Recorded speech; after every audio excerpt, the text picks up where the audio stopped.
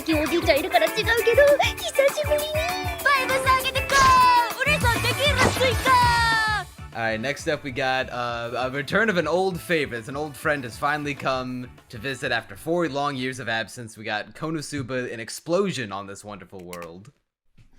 I feel like there's going to be an explosion or two in voice call, but first I want to hear, because I know Neon is probably, he's at least a bigger Konosuba fan than I am, although I still like the first 2 seasons. So Neon, what was your take on Wonderful Explosion World Konosuba? Yeah, Megumin is back. Well, let me tell you, Konosuba is one of my of like the big anime franchises that are currently out. Konosuba's up there as one of my favorites. I think the primary cast of Kazuma, Aqua, Megumin, and Darkness is probably one of my favorite like central casts in anime. They have this dynamic of friendship and like dickishness to each other that's equal parts hilarious and endearing. Like they shit on each other constantly. They like to put each other down, but like at the end of the day, they're still like the best of friends to each other. And like it's really sweet how in one moment Kazuma will like shit all over Aqua and Aqua shit all over Kazuma for just like tease each other constantly. But when it's time to get serious, they have like this incredible mutual respect for each other that shines through, and it's like they can't even pretend it's not genuine, despite the levels of tsundere that they put on each other. And so it's been 4 years since the last piece of Konosuba anime content, which was the incredible movie, which was one of the best theater experiences I've ever had. Because seeing that with a bunch of fellow Konosuba fans, some of the most laughter I've ever heard in a theater. I don't know if y'all got to see that movie in theaters. I did not, and I have not seen it, period. I know I need to, but I want to rewatch the first 2 seasons before watching the movie. It's a good idea. It is definitely the best piece of Konosuba content. Sham and a Joker, are y'all Konosuba fans? Yeah, I like it. I like it. It's not my favorite, but I enjoy it. Yeah, I mean, it's not my all-time favorite, but it's always nice to like whatever. I didn't realize how much I missed it until I realized, oh my god, it's been 4 years. I was in college when the last time I watched new Konosuba content. And so now while season 3 is being cooked on, while they got it in the lab, we got this to tie us over. We got the Megumin backstory prequel spin-off, both also helmed by Studio Drive, who's gonna be doing season 3 as well. And I will say, having seen, I watched the first 2 episodes of this one. I had to 2 break. of them. This is the only show that I had to like watch the second episode of. Not because I was like, oh my god, Konosuba content, no. I've been so starved. I had to watch the second episode to be like, am I crazy, or is this like not funny? Okay, so Neon, I am so glad that I'm not the insane one. I thought, all right, Neon, I was posting in another server that you're not with me in, that me and Insomniacs are in, about how unfunny I found the first episode of Wonderful Explosion, because I had it in my head, Neon's gonna blow up at me for this one. This is gonna be my hottest take since Cyberpunk Edgerunners. This is gonna be the next Lico Rico. We're gonna be at each other's throats all podcast. I guess we agree. It's not that funny. I don't know how else to put it. It's not funny. Which is weird, because Konosuba is hilarious. Normally.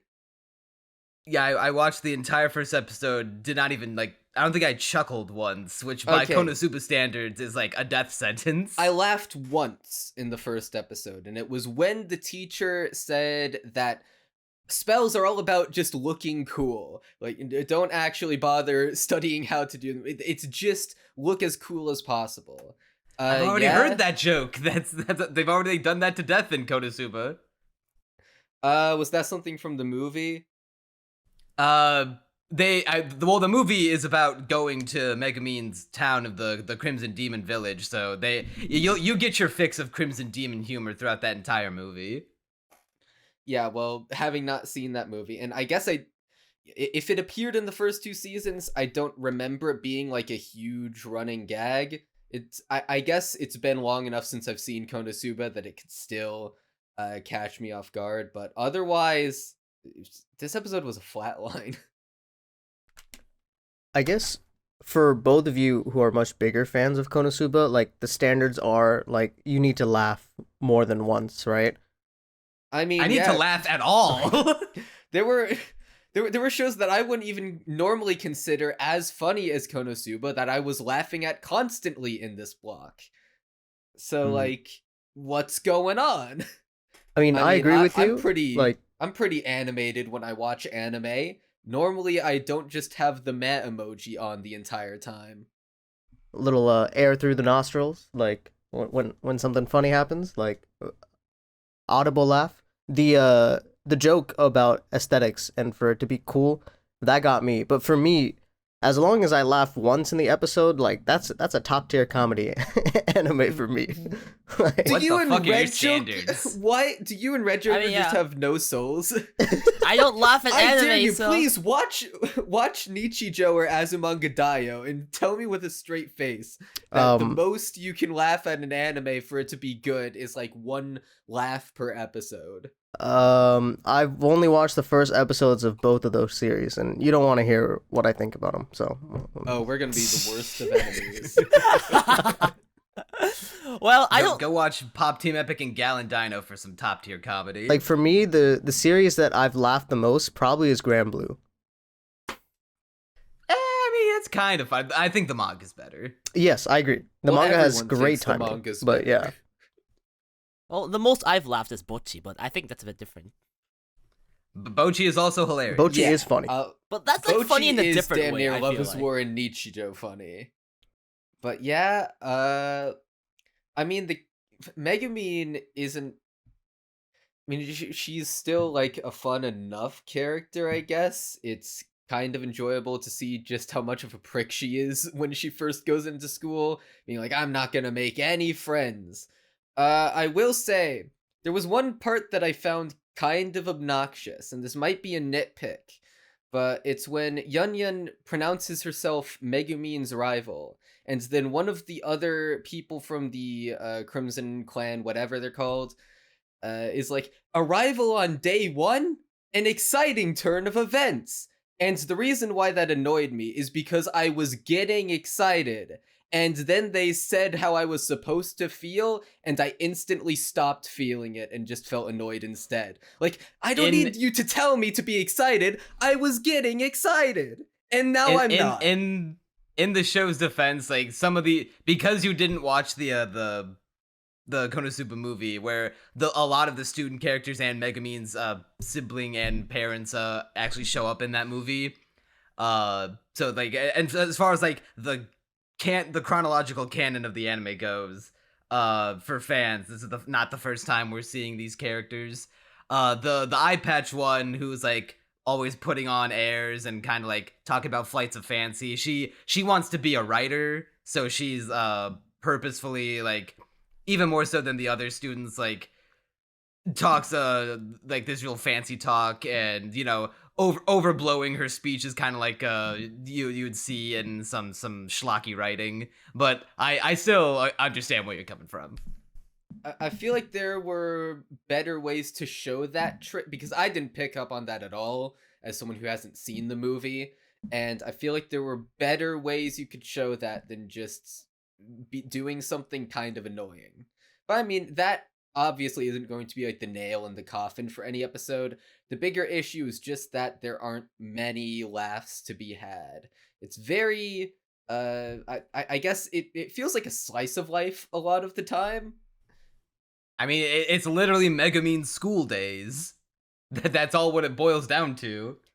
And I don't mind that, but there's just not a lot happening, I guess. I mean, I guess Megumin enrolls in school, but other than that, there just wasn't really much exciting happening that could make up for the lack of jokes. Or, well, there were attempted jokes, but lack of funny jokes, I should say. I had to turn on the second episode and be like, there's no way they fucking bungled Konosuba. Like, I had to come to either two conclusions. Either the story of like the explosion Megumin spinoff wasn't that good to begin with, or they maybe like the first episode just happened to be bad and it gets funnier later on. Like maybe they just need to get all the like the schlocky high school introduction stuff, and then we need to see what a day in the life of the show proper would be like. And then it was the funniest And- thing ever, and Nichijou melted in upon seeing it. No, it was better than the first episode. There were actually some jokes. There's this one character who digs a hole who falls into a hole that he himself dug, trying to catch this one crimson demon girl that he's stalking and in love with, and all employed to like get her to love him by being the one to save her from it. And they've all like he tells his plan to all of the girl students, and then the writer girl with the eye patch, Arue, is like, if only you could restart your life from a fetus. Like, because they're all just disgusted by him. Okay, that sounds hilarious. Yeah, that has more of the Konosuba DNA inside of it. But it's still like it not nearly as, granted, of course, it's only the first 2 episodes, but I remember being like super endeared and also laughing my ass off of the first couple episodes of both seasons of Konosuba. So I have no doubt in my mind that this is easily going to end up being the worst part of the Konosuba anime. And I honestly could, since it's just a prequel shit and not, overall important to the general story of Konosuba, or at least the ongoing story of Konosuba, I could see myself dropping it if it's like not as good. Honestly, I dropped it after the first episode with the oath to myself that if I watch the first 2 seasons again and really, really, really, really like them, I might pick it up a second time at episode 2, because I'm not going to watch episode 1 again. It was kind of boring. And maybe see how it turns out. But for now, it's straight to the dropped list from me. And for those that like watch the podcast, like I know we cover generally new anime. I don't really see this as like an entry point for anyone if they're trying to get into Konosuba. Like Yeah, same. go watch same. seasons 1 and 2 and then come to this if you really love it. Like Yeah, like I mean, because it's treating like this as like introductions to the characters, and the only prior knowledge you need to like understand to appreciate it is Megumin's obsession with explosion magic in the anime proper. Mm-hmm. But like then again, because like my appreciation for the anime, like outside of the oh man, I miss when Konosuba was good, like is not enhanced by this existing at all. So you can definitely, this is absolutely optional content. This is Konosuba Gaiden, or like this is an unnecessary backstory that ultimately doesn't matter at all. So you don't have to. Neon, this might be the part where you strangle me, but it was a feeling I had while watching this episode. Although it could be contradicted by the movie because it's so focused on Megumin. I feel like we kind of didn't need to see Megumin, like how she got inspired to do explosion magic and the struggles therein. I don't know. I feel like It would have been better if it was funnier.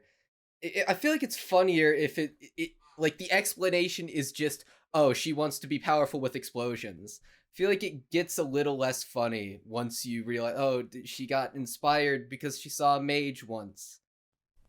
I do agree with you. Okay. I agree where you covered that. I feel like if this was an avenue that we were going to have to explore in the show at some point, then I would have preferred it if it happened like with the cast, and like I don't know, maybe they'd explore Megumin's backstory with Cosmo, Aqua, and Darkness there, so they could have, our beloved party of heroes just play off each other, and maybe come to understand each other a little more.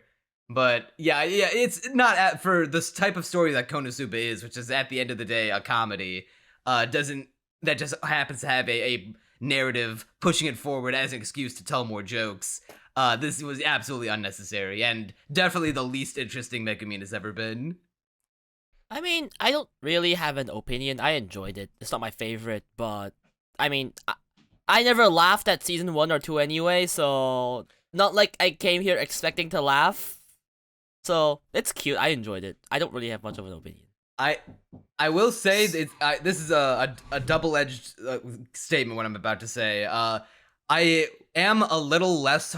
I'm like both less and more harsh on this show. I'm a little less on it because I think I'd be more forgiving towards it if I didn't know that Konosuba Season 3 is still in the works and will be a thing. Like, if this was the only piece of Konosuba content we'd get, like, and Season 3 wasn't announced, I'd be like, is this gonna be one of those times where I have to just shut up and consume what I've been given? I gotta become a consumer?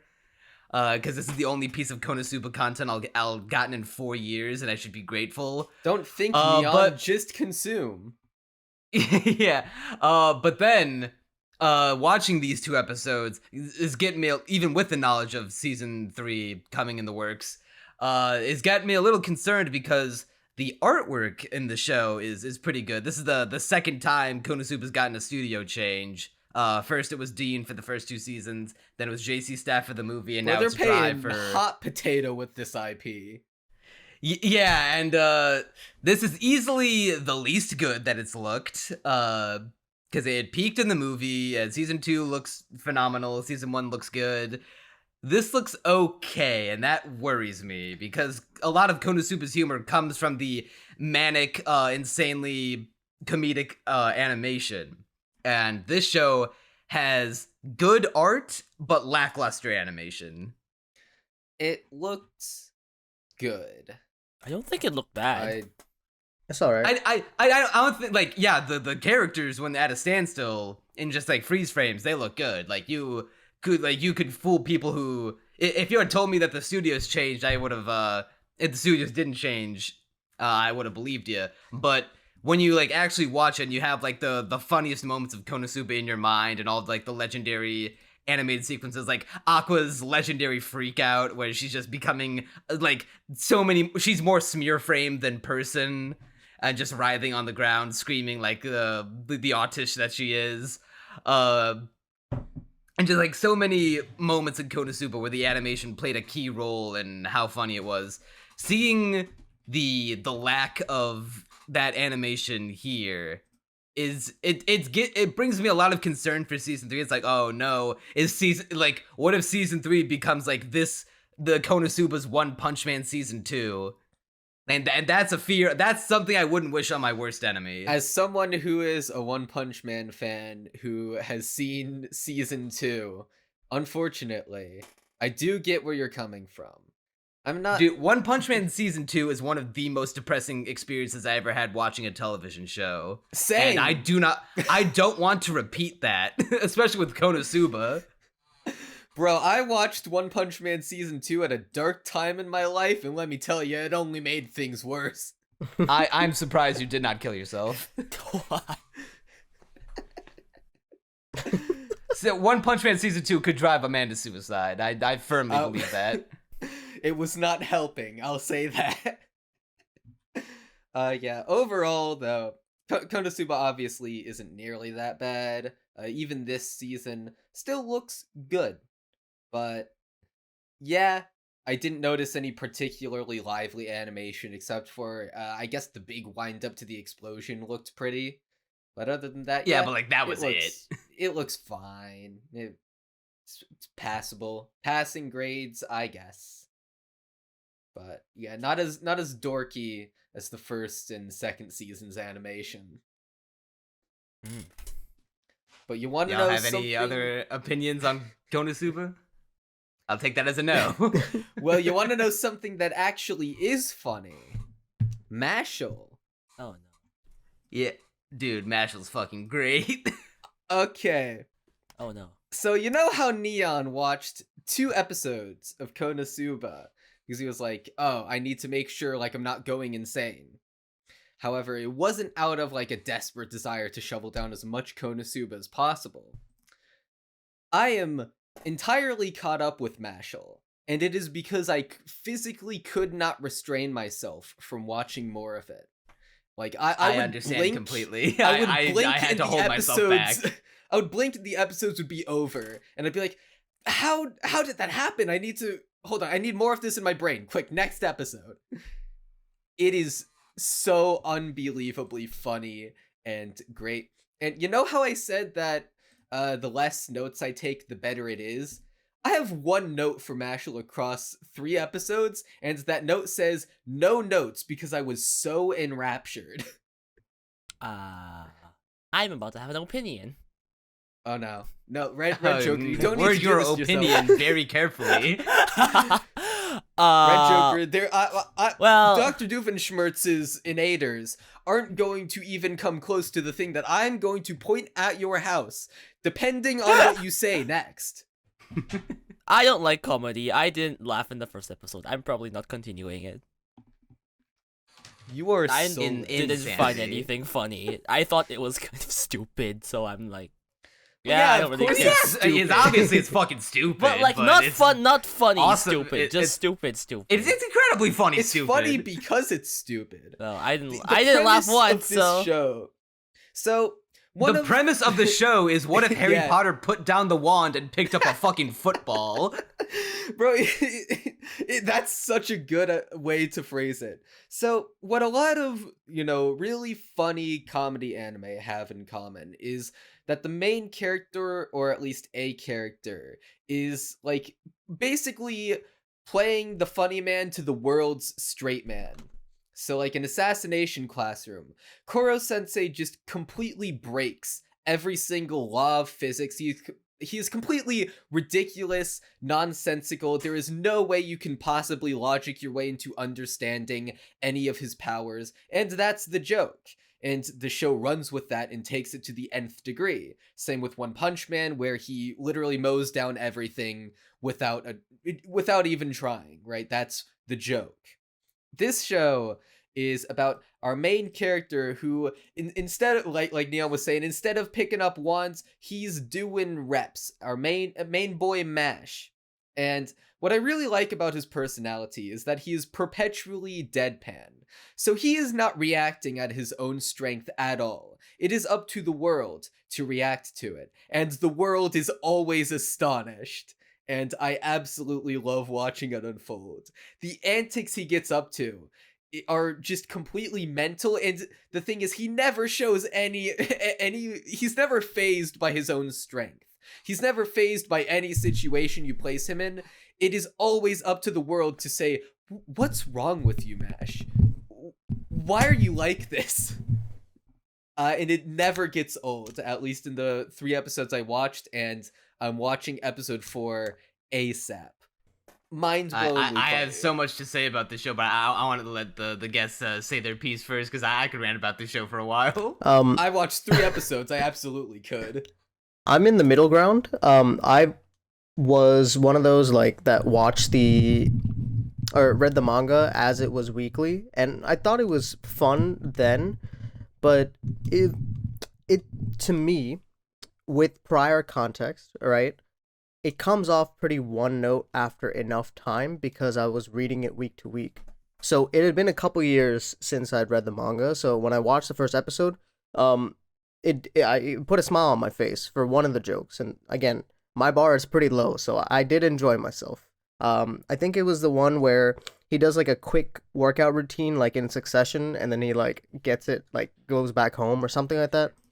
I can't remember exactly what the bit was, but I was like, oh yeah, like Mashle The was joke good. is that he's doing it so fast. Like, he's doing Like- it to punish himself, but he's doing it as fast as possible. Yeah. So it's like 2 frames of animation played at like hyper speed. But he's like repping, And then- he's like and just, benching like 350, like squatting like 500, like that type, like within 2 seconds. Like, Yeah, just Yeah, a and he's like- ridiculous amount. and afterwards just goes like, yeah, if I really set my mind to it, I can just get this whole workout done in 5 minutes. so like I enjoyed that. But my fear is like similar to reading the manga, I'll end up finding it like come off as one note, which obviously you guys didn't have that experience, which is great. But so I'm in like the middle ground essentially. I think the premise is pretty interesting, so I'll give it that. While me and Neon were looking at all the shows like prior to them airing, we instantly sussed this one out as one that I particularly would enjoy. And Neon also seems on board. It's so unbelievably good. I will say though, the worst thing about Mashle has nothing to do with the show itself, just the season that it released in. It could not have picked a worse time to come out as a Shonen Jump adaptation, at the same time as fucking Hell's Paradise. So it like, and it also being a comedy, even though I actually did kind of get into the story unironically. There were some story The beats. story like, has huh. themes that get more pronounced as you go on. Yeah, I was picking up on that in the first episode, and I was looking forward to seeing how they develop them. But yeah, but between that and while this isn't a shonen, Oshi no Ko is also just blowing up in popularity to the point where it is now the most popular non-sequel show this season. It's even more so than Hell's Paradise. So in a season of so many bangers and one of them being a Shonen Jump shonen story, the Mashle has unfortunately been dealt a not the best hand. Honestly, if it came out a season earlier, it would probably shine a little more. Yeah, exactly. If it came out a season earlier, it would easily be the most watched show of the season. Except maybe Tomo-chan, I guess, but like, bro, Mashle. I can crush see in terms Mashle of- surpassing Tomo-chan. Yeah, because I it's so enjoyed the good. first episode of Mashle more than I Way did more. the first episode of Tomo. So I guess since we brought up the themes, we could go into them. The entire, or I guess one of the main ideas of Mashle is that he is a man living in a broken system. So he was, at birth, he did not have any magic powers, and thusly he was thrown away, because in this world, unless you have the mark on your face that means you have magic, you get thrown out and cast aside, and you're basically not supposed to live.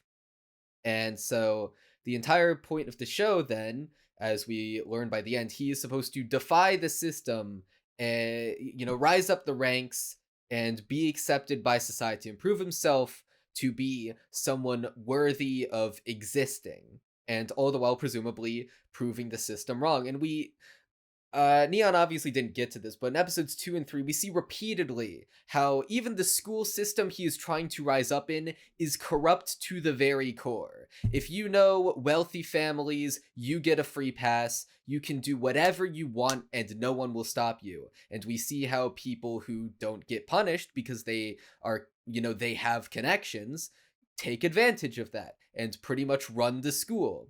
And how it takes Mash and the headmaster defying to even make a little bit of progress, and how it seems like, will the powers that be crush Mash once and for all. It's a really interesting dichotomy, and I can't wait to see Mash rise in the ranks. Also, there's a little bit of like, his muscles are so absurd that other people might view it as magic, and that's such a great like play on the entire world, even though he's very normal. He is completely superhuman in his abilities, which is also hilarious. He's also just this stoic, soft-spoken good boy who wants nothing more in life than to pump iron and nosh cream puffs. Yeah, he is obsessed with cream puffs, and that never goes away or stops being, like, oddly recurring. Like, it is oddly prevalent in his character. It's the first thing in the OP. I'm not upset about that. I want it to continue. It's hilarious to me that he's so obsessed with this high-calorie, fatty dessert when he's so unbelievably fucking cut and all about working out.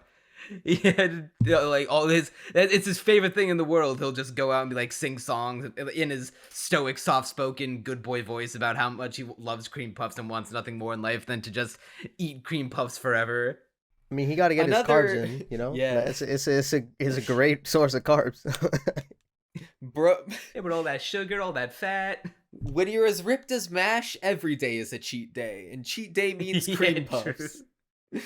Yeah, this I have a bias towards this show because this was the year that I started my anime training arc and bought a gym membership, and I've been Okay. routinely going to the gym every week. So any show that is about fitness or like has a positive message about working out or just is about a main character that is working out is like already getting on my good side. And just him, and it's not just a thing that they're playing up as a joke for the show. Mash makes it a point to be like, I don't get what the point of like magic is, because all of these people are taking like this wonderful cool thing that is magic and just doing stuff with it that you can already do with your hands, like pouring drinks and shining shoes. Like, but all you're doing is just levitating the things and making them pour when you could just grab them with your human meat hands and do it yourself. Another thing about Mash's character that I like is that he's kind of dumb and occasionally acts on his instincts. At one point, he so one of the first gags in the show, or perhaps the first one, I think, is that he forgets which way doors open. Which Oh shit, is my door a push or a pull? Ah, well, it doesn't matter. And the thing is, it's something Just that I rips it could off. totally see myself forgetting sometime at some point, because it's like it's something you don't think about ever. It's such a simple part of everyday life. You just do it automatically. And so it's something that I could totally see someone with like white noise in their brain just forgetting one day and then tearing the doors off its hinges. And then Outside of his dad and cream puffs, there is not a single thought behind that kid's eyes. There are multiple times too where he'll act on impulse. Later episodes also show his sense of justice and morality, and how he is more than willing to kick ass if he thinks that you're a bad person. But obviously, Neon actually did kind of get to that, because he ends up chucking someone's wand at them like it's an arrow, wishing past their cheek to protect his family, which is based very. I popped off when he was like, when you gotta like when he caught all of the magic police guys fucking with his dad when he was telling him to run away, and then he's just like, all right, you're gonna fuck with my dad, I'm sending y'all straight to hell. Just points down towards hell, like fucking raw. And although Mash, like, the joke is that he's absurdly powerful. But something that I find really clever about this show, this is episode 2, so I can talk about it, is that the show has made it expressly clear, hey guys, he's not invincible. We're gonna put him through stuff eventually, laugh at him being powerful now, but just you wait for the later arcs, bro. He's gonna struggle. And the way that is shown is through the school's headmaster. He casts a spell that Mash cannot break. He can it'll take a while to explain. He's basically pushing down a thing towards it, kind of like a voodoo doll that he put the soul of Mash's dad, de facto dad / grandpa in. And he's like pushing it down like, hey, break this spell. Bet you won't. And he can't break it because the headmaster is the goddamn headmaster. And the way he goes against the spell is like making sure that the spike, he like puts his hand out in front of the spike to stop it from hitting the voodoo doll as quickly, because he's under the logic of, oh, well, you can't cast the spell forever. It takes power. And I can just sit here for as long as it takes for you to run out of magic to cast that spell with.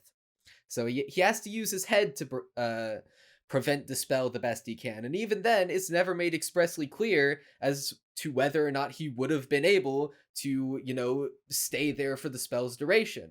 Because the headmaster was just pulling a social experiment and goes like, bro, I wasn't going to really off your dad. It's okay, man. I was just seeing how you would fare in this situation. And what that instills is, hey, Mash ain't invincible. Someday, we're gonna get to a foe that he has trouble fighting. And I am excited for when that day comes. You're all just so stunned by my speech. I want to give the guests a chance to speak so I don't steamroll them. Well, they sound pretty thoroughly steamrolled right now. Y'all got nothing more to say about Mashle? I mean, I didn't like it. I'm not gonna continue it, so I don't have much to say. Well, you're mental. And What about the rap soundtrack that has obscene amounts of sex? What? hey yo, The The rap rap song soundtrack? in the background. The multiple rap songs whenever Mash does something badass, Oh, and that I will. okay. I That's need the pretty soundtrack cool. to this. I need the soundtrack to the show and now so I can add it to my Admittedly, workout playlist. there's another soundtrack in this block that I think is better than this one, but I do like that song, or I guess Yeah, songs, multiple. Yeah, with this show, one of my buddies is one of the top DNF duel players in the world named Taco, and he was hard pushing for me like, dude, if you don't say good things about Mashle, I'm gonna fucking kill you. Right mindset. Yeah, he does have the right mindset. He's also on his he's been on it longer than I have. He's on his anime training arc shit too, but yeah, this show it's got both the comedy of just Mash doing all of these hilariously strong boy things. Like, he's so excited to go get cream puffs that he just like he clenches his fist too hard with all the money in his hand and he bends all of the coins, and he's like, oh shit, my bad, shopkeep, let me fix that for you. Just takes the coin and folds them back into place, like in public. He does it so in front perfectly of everyone. too. Yeah, you could never tell it was bent in the first place. But as I was mentioning earlier, there's also the emotional aspect of it, which actually got me invested. I was expecting any attempt to like there'd be a serious story fall flat, or at least be in the name of a like one big joke, but they actually took it pretty seriously with Mash's dad being of low birth, and he's constantly berated for his lack of magical ability. He doesn't have no magic like Mash does, but he's apparently he's like one of the weakest around, and so he's constantly been given shit by people around him, saying like, hey, you're no good at your job, how you're never gonna be anything in life, you're a waste of time and space. And everyone writes him off. And like this almost drives him to jump off a bridge and kill himself. Now it's just like, hey, yo. Yeah, it got kind of real. Like, surprisingly more real than I was expecting. And then when he finds the abandoned baby Mash, he's like, oh my god, like he's just like me, and like finds new purpose in life by being like, hey, if society is going to, I'm not gonna let society abandon this baby the way they tried to abandon me, so I will raise him like my own son. And now seeing like that instill the father-son bond between Mash and his dad, like, and now you see how driven Mash is to protect his dad, and how even though the way that he was screaming, like, run, Mash, run away, while he was getting beat up was not directed in the greatest way, which is my actual big criticism with the show, is that I don't think the presentation, like, overall, I think it's good, but I wish it were better, if only to make both the comedic moments and the emotional moments hit even harder. Because like, imagine if this had it looked as good as One Punch Man season 1. I do get where you're coming from. However, admittedly, when I was looking at the presentation, I thought, this looks just like Assassination Classroom.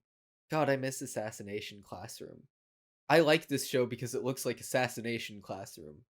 I know that's they're both gag mangas, so I could possibly have about this show's visuals, but I kid you not, that was my thought process, and so I like it on that basis. Yeah, this is definitely one of my favorites of the season for me, and I definitely the only one other problem that this show presents that has nothing to do with the show itself is that something you and I are gonna have to deal with, Crunchy, is picking which shows we want to continue on for the podcast. There are several two that I would really push for. I think like even outside of Jigokuraku and Oshi no Ko, which we have to because they're popular. The most popular. Yeah. Well, But I'm gonna try to gas my I guess favorite. that's So when we get to it, we get to it. All right. Well, we're gonna jump from one banger to another with Insomniacs After School. So Sham, you could take this one. True, I do like Insomniacs After School. It's basically Call of the Night, but not really, because it's just a very loose premise where. But kind of. Kind but of. kind of almost exactly. Yeah. Down to the studio. Except no vampires. These are just two kids that have trouble sleeping, and they find solace in each other in the astronomy club. Yeah. There's a telescope in the school. Yeah. I liked it. It actually gave me very much Hyoka vibes.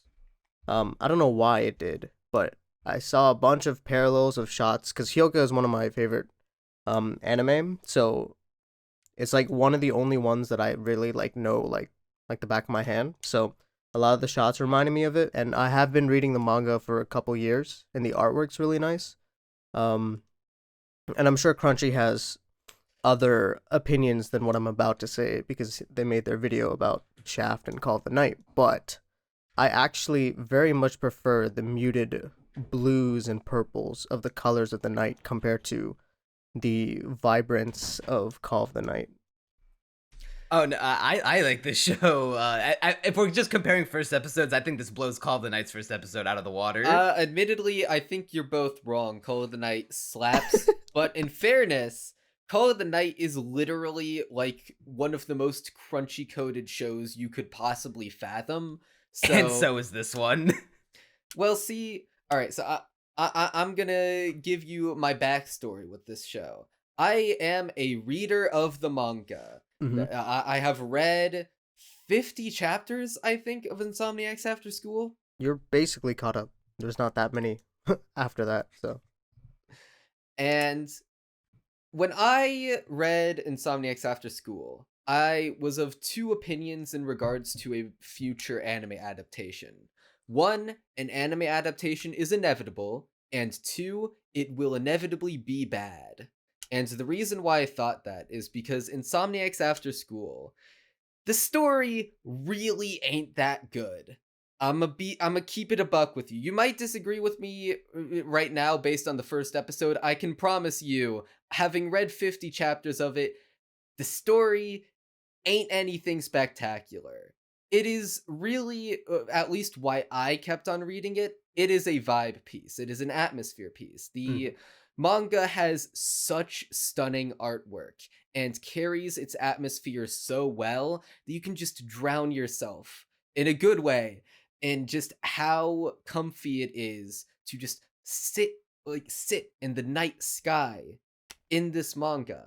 And that's why I kept on reading it. Insomniacs After School, there are like so huge stretches of chapter that will pretty much have no dialogue and just be images. So I think the mangaka is like, basically knows, right? Like people are reading this as a vibe piece. It is, people read it in large part for its atmosphere. Also in part the characters and the story, which I like the characters too, don't get me wrong, but the atmosphere is such a big part of it. And I was like, no studio is going to have enough detail in the art and capture the atmosphere well enough to make this manga good as an anime. And then I saw the Studio Leiden films, and knowing what they did with Call of the Night, I was like, okay, maybe. There's like, we're at the coin flip stage. And then I saw the PV, and I was instantly like, we got our dream adaptation! I can't believe it!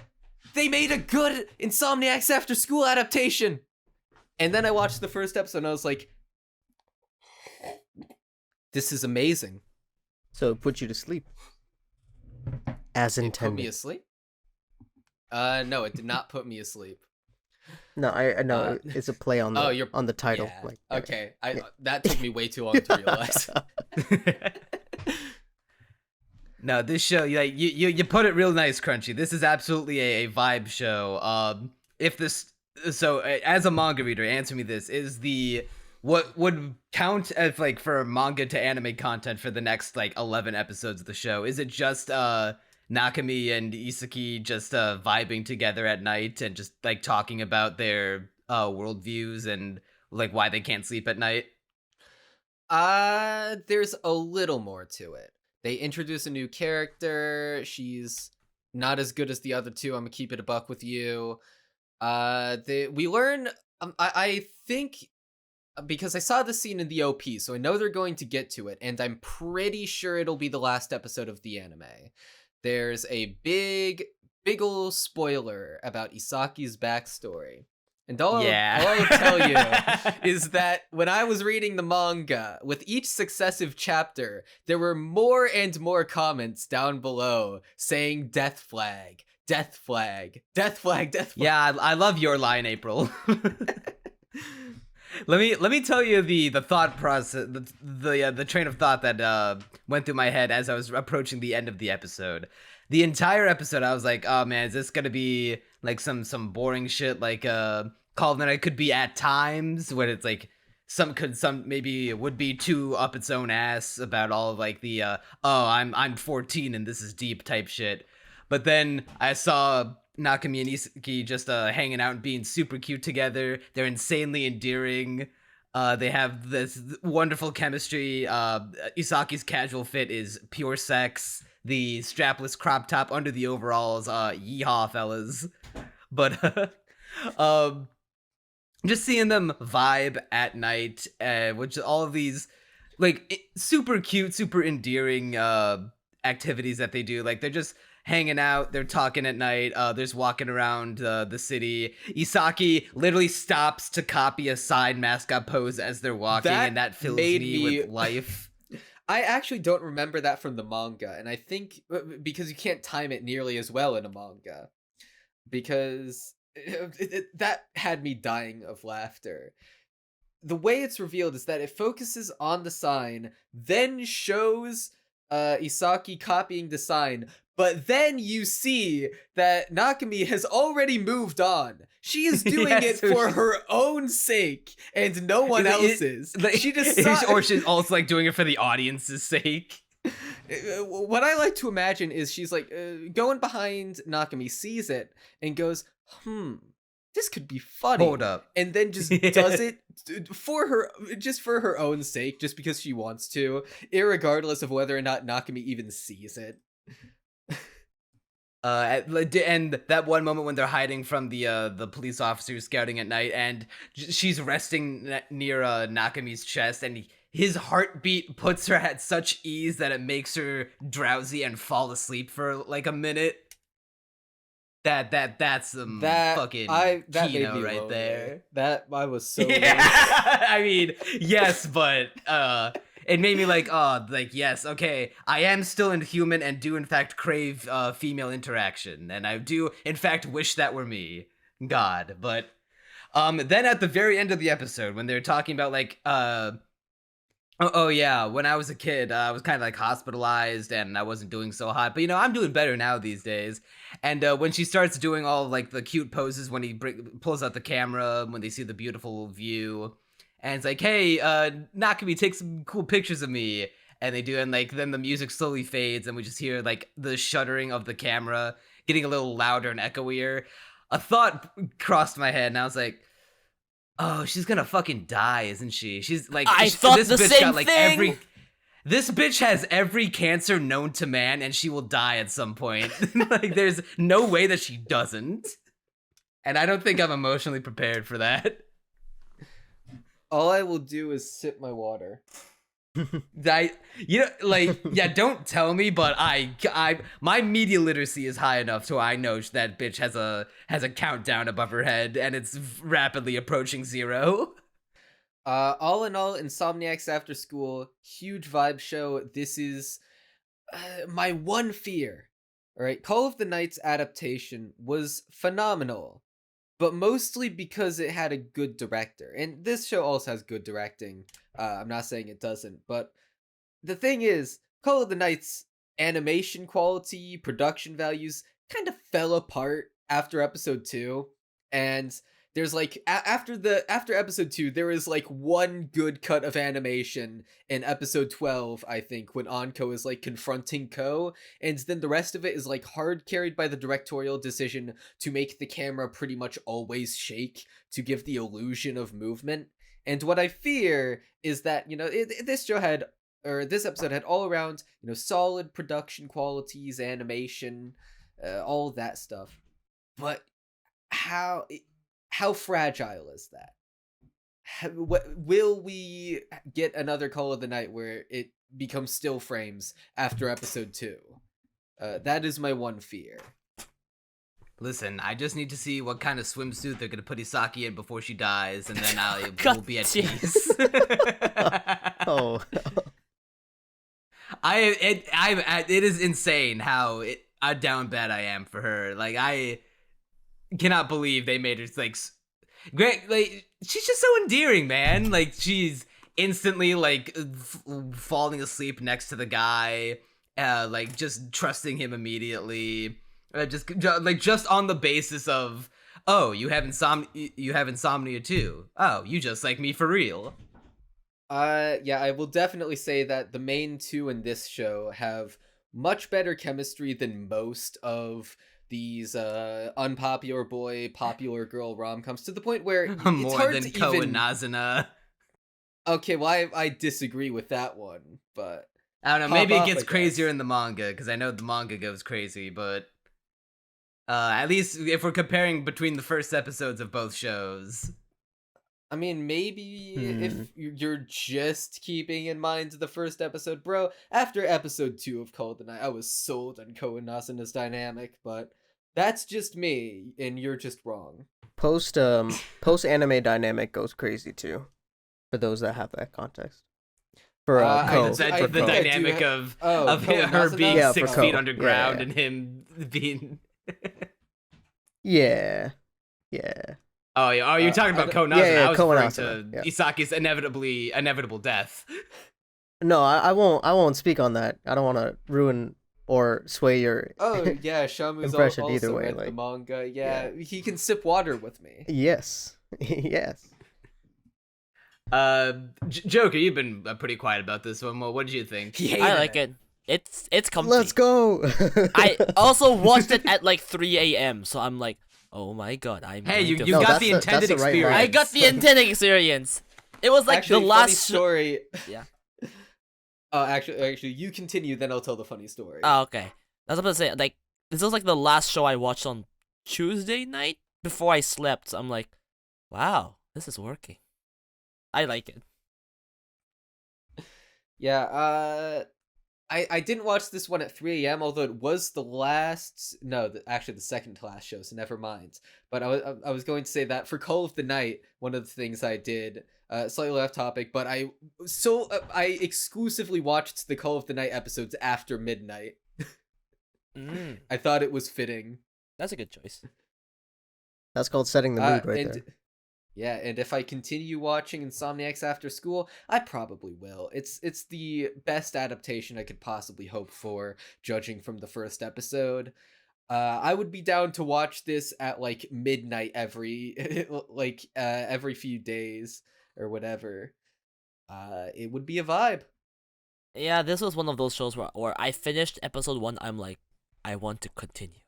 I want to continue so much. But I shouldn't. This is the kind of show that like made me jealous that I couldn't do what they do, because I don't live in a city like that. I live in the suburbs in rural Florida, so like just outside of urban Florida. So there's like animals outside, like it's not urban enough, so I can't take a walk outside without getting worried about running into a goddamn bear or some shit. But I'm also just too far away from like a city area to be like, hey, I can like walk around and like not get questioned about where I am. Well, Neon, you're just... I think that's just a skill issue.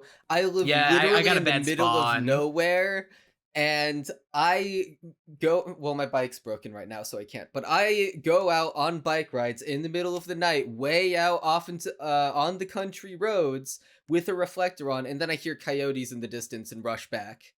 But skill issue. I mean, if you find a If bear, I die sometime in the next 3 years, just know the coyotes got me. It's not suicide, it's not the FBI, it's the coyotes. I flew too close to the sun like Kid Icarus. you could fight them, you know. True, I could just punch them. fight them. You could just I punch them. could It can't be harness that my hard. inner mash and just punch them real hard. Throw your bike at him. I will say I really like the vibe because well, I live in a city and Japan's very safe, so I never have to worry about going out at night. So I do actually go out because I live pretty near a park, right? I do go for like walks at like 1 a.m., 2 a.m. a lot. So I do relate to the going out at night, just chilling with the night vibe kind of feeling. Hell yeah, me and RedJoker are kindred souls in this regard. Not no, after I- MASH. Not after MASH. True. Well, Joker, why don't you take the next show that I also think is pretty crunchy coded, A Galaxy Next Door. A Galaxy Next Door. So it's a romance, right? So basically, Galaxy Next Door, the crunchy coded masterpiece.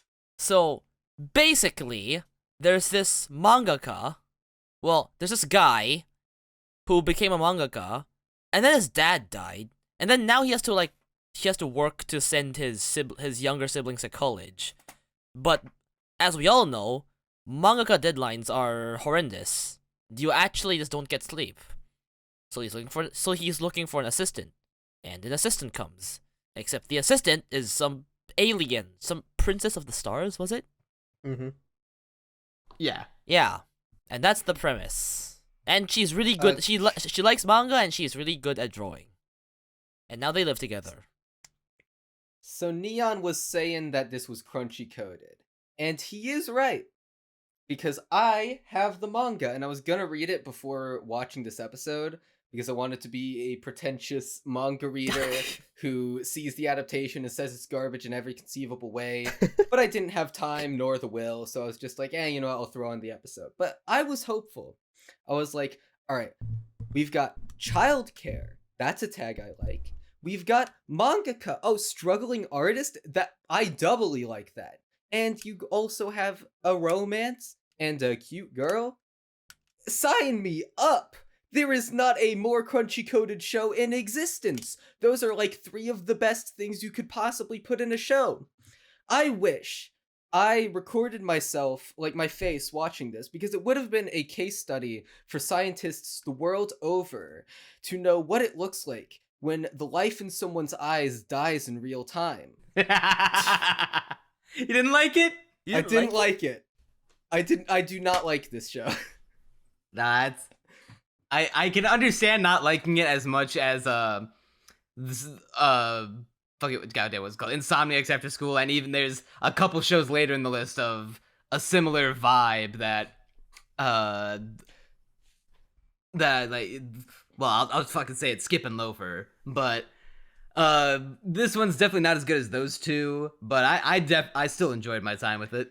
I wish I could. I so wish I could, but I just do not. And the first thing that really worried me, the first thing that set me off was I saw the main guy's design and went, no, I don't like his design. It's not, Why? not that bad. It's I fine. don't like it. It's okay. There's It's no- okay. It's generic. It's fine. So the main, I guess, unique thing about the designs in these shows is that the eyes are like really dark, and then there's this white circle in the middle, and it's especially prominent on the little kids. And the kids, they have great designs. Mwah, I love their eyes. They mucho good designs. They look distinct. I feel like I can care about them just by looking at them, being like, oh yeah, I care about those kids. They look nice. You know, they look cool. I look at the main guy. He's just got kind of normal anime eyes, and the reason why is because the dark bit in his pupils is like shrunk down to where he almost has like the Kobayashi eyes, but not quite that extreme, so it still doesn't look as good. But there's still the white circle in the middle, but it's really small, so it kind of looks just normal. And aside from that, it's not the worst. It's not horrible. You can get worse, but I'm just like, I'm not gonna remember his face like a week from now. He's a John Every anime. Some of you might fight me on that. No, it's He's not that pretty bad. He pretty much As is a hater of John Every animes with my dying breath, he's not that bad. He's not atrocious, but he's like just generic enough that I cannot like his design at all. I'm just like, no. And the thing is, I was curious, so I looked at my copy of the manga sitting on my bookshelf and flipped to the manga, and sure enough, it's a little better there. It's not even that the design is that much different, just cleaner art, but he looked a lot more expressive in the manga, at least from the few pages I looked at, where I was like, ooh, I kind of dig how his face looks here. You know what? I feel like I can care about him in the manga. In the anime, I'm just like, he just registers to me as some dude. It's kind of the Taki effect, where it's like I can see how someone else would, bat for this design, but I look at it and I just see some dude. The main girl's design is good though. I am looking at the manga version of him, and he does have like more of a painterly face, and kind of. I don't want to say. Well, the only word that's coming to mind is feminine, but it's less feminine, just more of a soft face. Gives it like a little more distinction than the anime, which does look by comparison a little blander. But I still don't think it's a John Every anime. I think there's enough. That's how he registers to me. What I is didn't a think much. John Everyone anime? What is it? Have you seen most isekai protagonists that have like the same interchangeable generic design? The insert that- MC. Oh, that. okay, I see what you're talking. Yeah, Yes. that is John Every anime. He's just I some mean- dude. I mean, most Japanese people are just some dude. I don't mind it. Well, I was gonna accuse you of being racist, but you are living in Japan, so I guess you have you got the pass. He has the authority to say it. But Yeah. the other thing, this is petty. This is going to be a really petty complaint. But when I saw the description for the manga way back when, I either misread something or it didn't specify it, but I was under the impression that the main character was the kid's dad. That is not actually the case. He is their older brother, and his dad died, presumably either absentee or also dead mother. I believe they haven't brought her up yet. And so he's actually just their older brother. There's this thing in the first episode where the mom, like he imagines a phone call trying to ask the mom for help, but it kind of seems like she's a bit of a deadbeat Oh yeah, mom. okay, no, I remember that. who now. left. Yeah, okay, so absentee, deadbeat. All right, now I remember. Thanks for jogging my memory. But yeah, I think it's lamer that he's not their dad. I was excited to see. I do see an agree. I anime was about a his- little their sad. dad. Yeah, I mean, what's that one called? Kakashi Goto exists. Yeah, Kakushi. I like Kakushi Goto. I mean, I like child caring, and I want to see an anime about. I mean, to be fair, I guess Sangatsu no Lion has Hikari being their older sister, but even still, like, I just want because more than that, I was excited about like getting into the mindset of an artist who has been around the block a while, because if he's their dad, he's like in his 30s, right? And so I want to see an artist who has been, he's been on the grind for like a decade at this point. He knows his stuff, and maybe he hasn't risen through the ranks or whatever, but I feel like that's an inherently more interesting position, at least with this anime's premise. But that's just a me thing. You can argue me, and you could probably out argue me. I don't really have anything to defend this with other than I want it.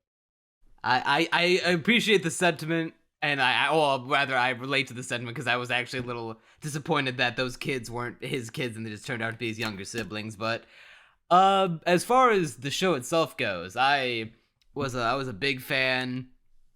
I love the I'm just a big fan of the live-in or just like romance stories about two characters living together and just like being a family. Like I like stories of young families.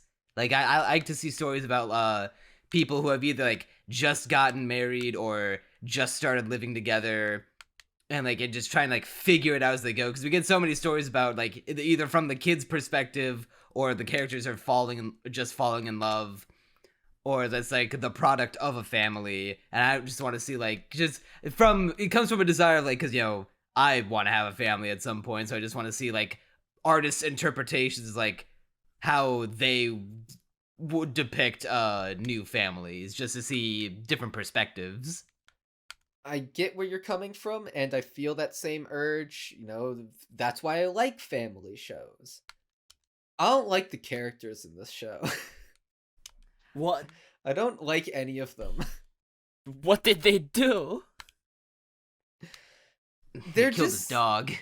So the main guy is endearing in the sense that he is a struggling artist.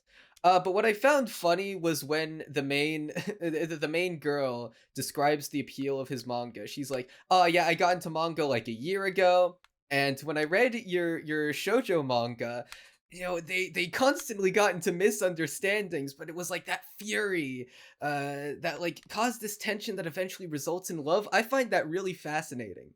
And my headcanon is that he actually writes generic garbage manga, but because she's such a new fan, she like doesn't know it's generic yet. Yes. Because So the he Aramanga literally Sensei says- effect. He literally says that, oh yeah, shoujo manga do be like that. He's basically conceding that it's generic. If I find out that the show is actually very aware of the fact that it comes off that way and plays into it, I might actually give it another shot. But I'm not convinced the show is aware of what it has created yet. But other than that, like the main guy, he just doesn't really have a personality. He's just nice. He's real nice. He's a real nice, diligent, hardworking fellow. That's a personality. It's a personality, but it's not He's one trying I'm to. interested in. He's working hard, meeting deadlines, trying to get his kids. Okay, but I want through something school more. as like His the personality de facto comes single off parent. as, like so. I guess the word that's coming to mind is docile, but I'm not even sure if that's entirely the best way to phrase it. That's a pretty good way to put it. But it's like I want to see someone with a bit more edge, or who's a bit weird and wacky and cranky and edgy. You know, not just this dude. Maybe I'm a little more easygoing on the show because if I wanted that, I have Insomniacs After School because the dude from that show does have a bit of a snark and a bit of an edge that's to him. why I like he him. can... That's why I like the characters in Insomniacs After School. Yeah, but there's something about like the Galaxy Next Door has a different vibe altogether. Where it's like it's not about even though I admit that I prefer the dynamic in Insomniacs After School, that this is not what they're going for here. This is where like they're just trying to do like two people who are going to fall in love. It's kind of just like the what is it, the Urusei Yatsura thing, but played straight and wholesomely, and not like one person hates the other and trying to warm up, and the other person is hilariously, like, comedically obsessed with them. But see, I'm all for wholesomeness. I'm a K-On! Fan. I don't have no soul. But K-On! On the other hand, has like masterful characterization, and I'll bat for that show any day. God, I need to watch season 2 already. But you know, this show, the characters just come off as like, in the other thing, right? Getting to the main girl. She once again is just like this very proper, polite girl who just does everything. It's not. I mean, I say that it's not like Angel Next Door, where it's obnoxious and wish fulfilling. I mean, I guess this show is kind of inherently wish fulfilling, but you know, not. I don't hate that about it, unlike, you know, which I did for Angel Next Door, but she just, you know, she's polite. She does all the work that's asked of her and is very, very diligent about it, but it's not in an interesting way. They're both just polite, docile, kind all the time. I just want something more. It feels like there's nothing to bite into and chew on. That's a weird way to put it, but I really just feel like there's not. It's like a big old bag of nothing, and there's nothing that I can really try to get out of it. It's not particularly funny. The artist's struggle doesn't seem to be particularly endearing yet. Feels like it's always just going to be comfy and wholesome. Maybe I'm wrong on that. I could totally be. And if I hear about the epic artist arc, maybe I'll give it another go. But it just seems like kind of nothing. I mean, I wouldn't treat it as like a amazing show, but I think in a kind of similar way, I just kind of like I like romance in general. I think romance is my favorite genre. So I'm just kind of probably gonna come back every week for like the comfy romance and not think much about, you know, like I wouldn't think too deeply about what I like or don't like. It's like one of those 7 out of 10. I just watch it, I enjoy it, I get on with my life kind of shows. Unless it does something special. If I see, I'm if I want to watch a rom-com this season, this seems like it's going to be a whole lot of fun, relatively wholesome, but also has a main character with a bit of edge to them. That also seems like a 7 out of 10. Bro, Yamada's right there. I could see myself watching Yamada. I prefer this one. Could not This see season myself is like a returning. shit ton of good rom-coms. I prefer this one over Yamada. I agree with that. Even wait, what? I prefer Yamada. I prefer this one over Yamada is Yamada. way better. Of Yamada the ones that I clears. like, I just this don't one like is my comedy. least favorite. This one's less of a comedy. This one's more of a romance, I think. Yeah. I got more of a. I did Yeah, not that's get what a. RedJoker Which is saying. why. Yeah, Oh, which okay. is That's why he I like doesn't this like more than Yamada. Yamada As much. Oh, okay. I mean, I guess that's consistent. I mean, you're with still your wrong. tastes. Yeah, it's just that he's wrong. I think one thing that hasn't been talked about is the thing that took me out of this episode was the needle that came out of nowhere, completely broke my immersion. I Yeah. was just like, I don't. Okay, like, what the hell I is did this? actually have a note about that. Which, by the way, me taking notes, normally a bad sign. Normally, I just shut up and watch the episode if I like it. Also based on the back of the manga, I assumed like this is a very down-to-earth artist struggle, family raising type thing. We're gonna see a family coming together, very natural. Like, I'm not sure how I feel about the supernatural twist. Granted, big old Dragon Maid fan, so can't completely judge it yet. But I was looking for something very down to earth. I guess that's the main I was thing. not I was expecting it looking to be for- supernatural. You Yeah. call it a Because twist. but... the show. Go on. I was just gonna say I wasn't expecting it to be supernatural or like sci-fi or whatever. Because the show opens on like this city seeing off the main girl character Goshiki, and I got the impression that she was like either like super popular or maybe even royalty there. Well, yeah, they 'cause, call her at one point- princess. Yeah, they call her princess, and then there's a moment where the little sister of the mangaka is like, "Whoa, you're so pretty. Are you a gemstone princess?" And then she says, "Not a gemstone one," but then refuses to elaborate. But then when she's like, "Oh my god, what the fuck, bro? You touched my stinger when you were sleeping. Now that's tantamount to marriage for where I'm from. Oh yeah, by the way, I'm Princess of the Stars. I am I am in fact Lum Urusei Yatsura." And she is in love with him at this point, pretty undeniably. I wouldn't say wouldn't she's say that. like. Are you sure? I think she not in love, but like she's open to the idea because she does say she wants to start as friends. It seems like because she is like being serious about the fact that, well, now that you've touched my stinger, fuck, we have to be married now because that's how it works in my culture, Okay, like where my race, I I guess. misphrased it. What very clearly wants to be in love because she has experience with his manga and also the last stinger incident. Yeah, like it's gonna be a story about them falling in love, because like with the whole singer thing, and now like we know that they're going to have to be together at some point, even beyond the fact that this is a romance story, and that's just kind of how it has to work.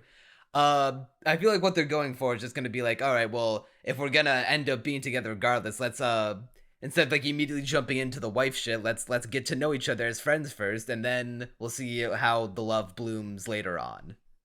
I will not be there to witness it. Same. I will. Of all the good rom-coms this season, I have the least drive to like I gotta watch the next episode of this one, but I it's not bad. I would watch more of it if I had the time. Unless there's anything more anyone wants to say, I think there's another rom-com that Actually, there is one more thing. Oh, okay. Which is, to be honest, I kind of got the feeling it was gonna be supernatural in like the middle, because I felt like they kind of hinted where like she immediately knew what kind of work to do, and like it was almost as if she was like reading his mind or something. But like I got the feel of, oh, so she like kind of read his mind, or like kind of telepathically know what to do, but doesn't understand feelings. Am I the only one who got that vibe? in the middle of the episode when they were working. No, What she definitely understands human emotions. So like what that. Okay, so I know what moment you're talking about. What I interpreted it as rather is that because she glances at the page and because she's getting used to the job. That Right. scene was meant to show like, oh, okay, she gets what to do now. She's getting used to it. She can look at the page and be like, oh, I know what I need to do now.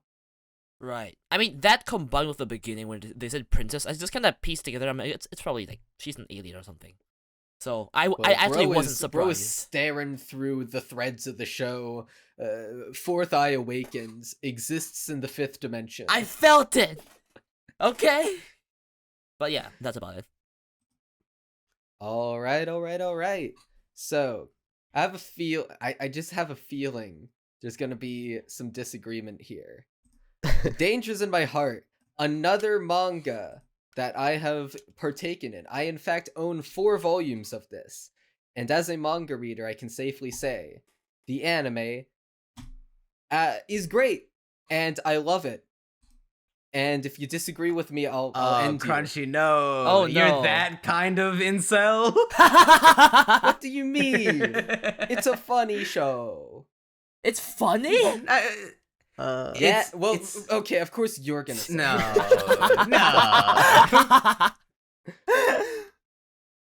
All right, Neon, lay it on me. yes, finally, I'm so happy that anime is giving us the closet school shooter protagonist representation that we've been so direly lacking.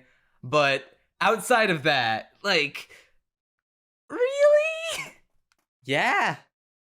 Yes, Sh- really. All right. We got some flack in the comments of the last podcast for calling the characters from My Clueless First Friend autists.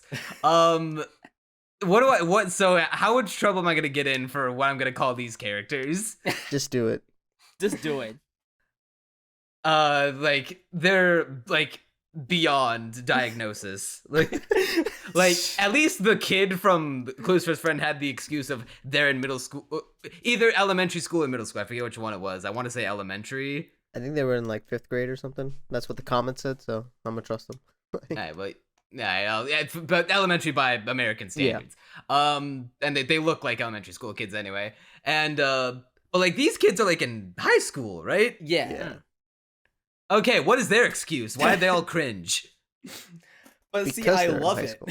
So, Ichikawa is some dude, bottom of the social ladder, yada yada, it's a rom-com, you get it, you get the rub at this point. But his whole thing is that he is basically Chuny LARPing as a serial killer, and it is because he lacks any sense of self-awareness, and that's where the humor comes. Because I heard his opening monologue in the anime and like died laughing. And I do think that's intentional. You are not supposed to take any of his monologues seriously whatsoever. He is such a comical edgelord. And he is like so self-serious, but as soon as he's talking to anyone, he just like does not know what to say whatsoever. And the jokes, Well, immediately I have to Okay. shoot you down because you say that he lacks any self-awareness when that couldn't be further from the truth. It's Well, because okay. he has so much self-awareness that he's able like to second guess himself. Because you call him a chuny, but then I think of like, the chuny girl from Love Chuny Beyond Other Delusions, or even, Megumin herself from earlier in this podcast. Like those are genuine chunies, because the girl from, I don't know her name, the girl from Love Chunibyo and Other Delusions, Rika Takanashi. yeah, Rika, like the fact that she lacks any self-awareness whatsoever is like what makes her more endearing as a chuny, even though like chunies are among my least favorite archetypes of anime characters. Like at the very least, the fact that she's both like so over the top and lacks the self-awareness, like the social self-awareness to understand how cringe she's being, makes her like at least a little cute, endearing, and she's always getting, punished in show by the boyfriend character, and people are actually getting bullied for it. So like the show is making it a point to be like, hey, like this behavior we're making it endearing for the sake of your entertainment, but you should not emulate this in real life. This show just plays it straight, and What do you mean it plays it's it like straight? it plays it straight in the sense of he is self-aware and is like, oh yeah, every time is like thinking he's the fact that he's aware of his actions. And Okay, he is self-aware on that front, but what I mean when I say he has no self-awareness is that he'll be because he even shows like multiple times self-awareness, like, hey, if I just act like a psychopath, people will stare at me and get distracted from whatever Yamada's doing. So he is self-aware on that front, but what I mean by that is that he gets so like self-serious in his head, but doesn't realize like just how I mean, yeah, that's fucking weird. That's weirdo behavior. That's funny though. That's It's not funny how endearing. it's That's not weird. funny. I mean- I'm sad. I'm like, I would shove this kid into a fucking locker if I was in high school, the same high school as him. I mean, he's meant to be It's a weirdo. funny. Though. Yeah, Like, I the found show's it about funny. If this kid were in my high school, I'd be the first kid he shoots up when he does the school shooting. I'd be the reason he does shoot up the school. But see, the thing is, I don't even. Obviously, I've read the manga, but even at an early point, I think it's fairly clear that he's not actually about to break at any moment. I think he talks a lot of talk, and then when it actually comes to doing anything, it's very clear from that early point. Oh, this guy's a complete pushover. He's not gonna do nothing. See, I agree, but like I watched the entire episode and like my only reaction was what? What? Well, of course, Okay. you don't laugh at anything, RedJoker. Of course, that was your reaction. All right, but here's the thing, Crunchy. Like the way that like you're defending him, it could work if there was like a character in universe to, like take him down a peg and be like, hey, do you not like understand how cringe you're being right now and how like stupid you sound in your. You're doing all these weirdo behavior things. Maybe for like a Tomazaki type thing where, the girl from that show, pulled in one side and be like, hey, you're kind of cringe, bro, but I can. He's invoking let me shows teach I you how like to argue not be. be cringe. Yeah, I'm striking at the heart on this one. The dangers in your heart, haha. But the problem with that is that there exists no such character because they're all cringe. The girl character is a fucking weirdo. I agree. The other classmates are fucking weirdos. But that's what makes them fun. I like Yamada. There's her entire no straight man. So Like I can attach myself to it. It's harder for me to find Yamada endearing when there's no like straight man for her to bounce off because like she's basically just as quirky. But Ichikawa, although not exactly normal by any stretch of the imagination, he is poking holes in Yamada's behavior and saying, "Wait, hold on." Wait a second. When she's like ripping the newspaper, he's like, and there's, God, I'm trying to think of an example I know there was. I'm blanking right now for whatever reason. Neon, there's a ranting. moment where like she begins like she starts to cry because her classmates, when they had to do a school project, she's like, oh yeah, the one that you did was like so shit and sloppy and actually not even presentable. I had to redo it. And she got like actually upset about that. Yeah, I love that. It's just, no, that's, and like he got like so upset to the point where like when she starts crying, she like turns away so that no one will look, and then a helicopter is passing by so people like will look at her direction. The kid's first instinct is to just take out the box cutter that he always has in his pocket and tear up the presentation that he has on the on the chalkboard. I It's feel like- like this is a difference in taste because I feel like you had a similar-ish complaint with Urusei Yatsura, where it's like every character is completely like an over-the-top asshole and there's no one to ground yourself to. You, the audience member, are being asked to look into this world of chaos and sin and misery and laugh at all the misfortune that occurs or all the zaniness that occurs. But similarly with Urusei Yatsura, I like how goofy it is. I think it's absolutely hilarious. I'm not saying I can't appreciate a little goofiness now and then. I mean, I would argue that Konosuba the only time they get a straight man character out is when they have to like pull out a side character who just happens to fit the Resemble role. normalcy. yeah, exactly. Resemble a shred of normalcy when juxtaposed to the four borderline sociopaths that comprise our primary cast. Is it that you can't But- feel endeared to anyone because they're so outlandish? Dude, the one side character is just like when he's talking about how he has the crush on the fat girl, and just being like, oh yeah, I like a little chub to my to the girls I like, and I thought that, you know, it was kind of a little endearing at first, like, oh, it's like a thing that he's kind of into. That's And then he goes you know, on. that's an inch straight. And then he goes on and like to get like really in front of her. They're sitting at the same table and he's saying this Yes. out loud Yes, in front of her, exactly. being like, oh no, it's like even after she says, oh yeah, I've been on a diet because I've gotten too fat and I need to lose some weight. But then he's like, no, I like you the way that you are. In fact, if I like my girls to have minimum 100 kilos and they gotta get the fuck out of here. I'm actually gonna, That's like 220 pounds. I'm actually gonna agree with you there. I don't find that guy endearing at all. I'll give then you that's that. Everyone. It's not That- everyone. that is That guy's everyone. funny. They're all equally like degenerate and weird, but I like the other ones. The other ones are like they pull it off in a way that I find funny enough that I can be like, you know what? I'm down to watch these people be idiots.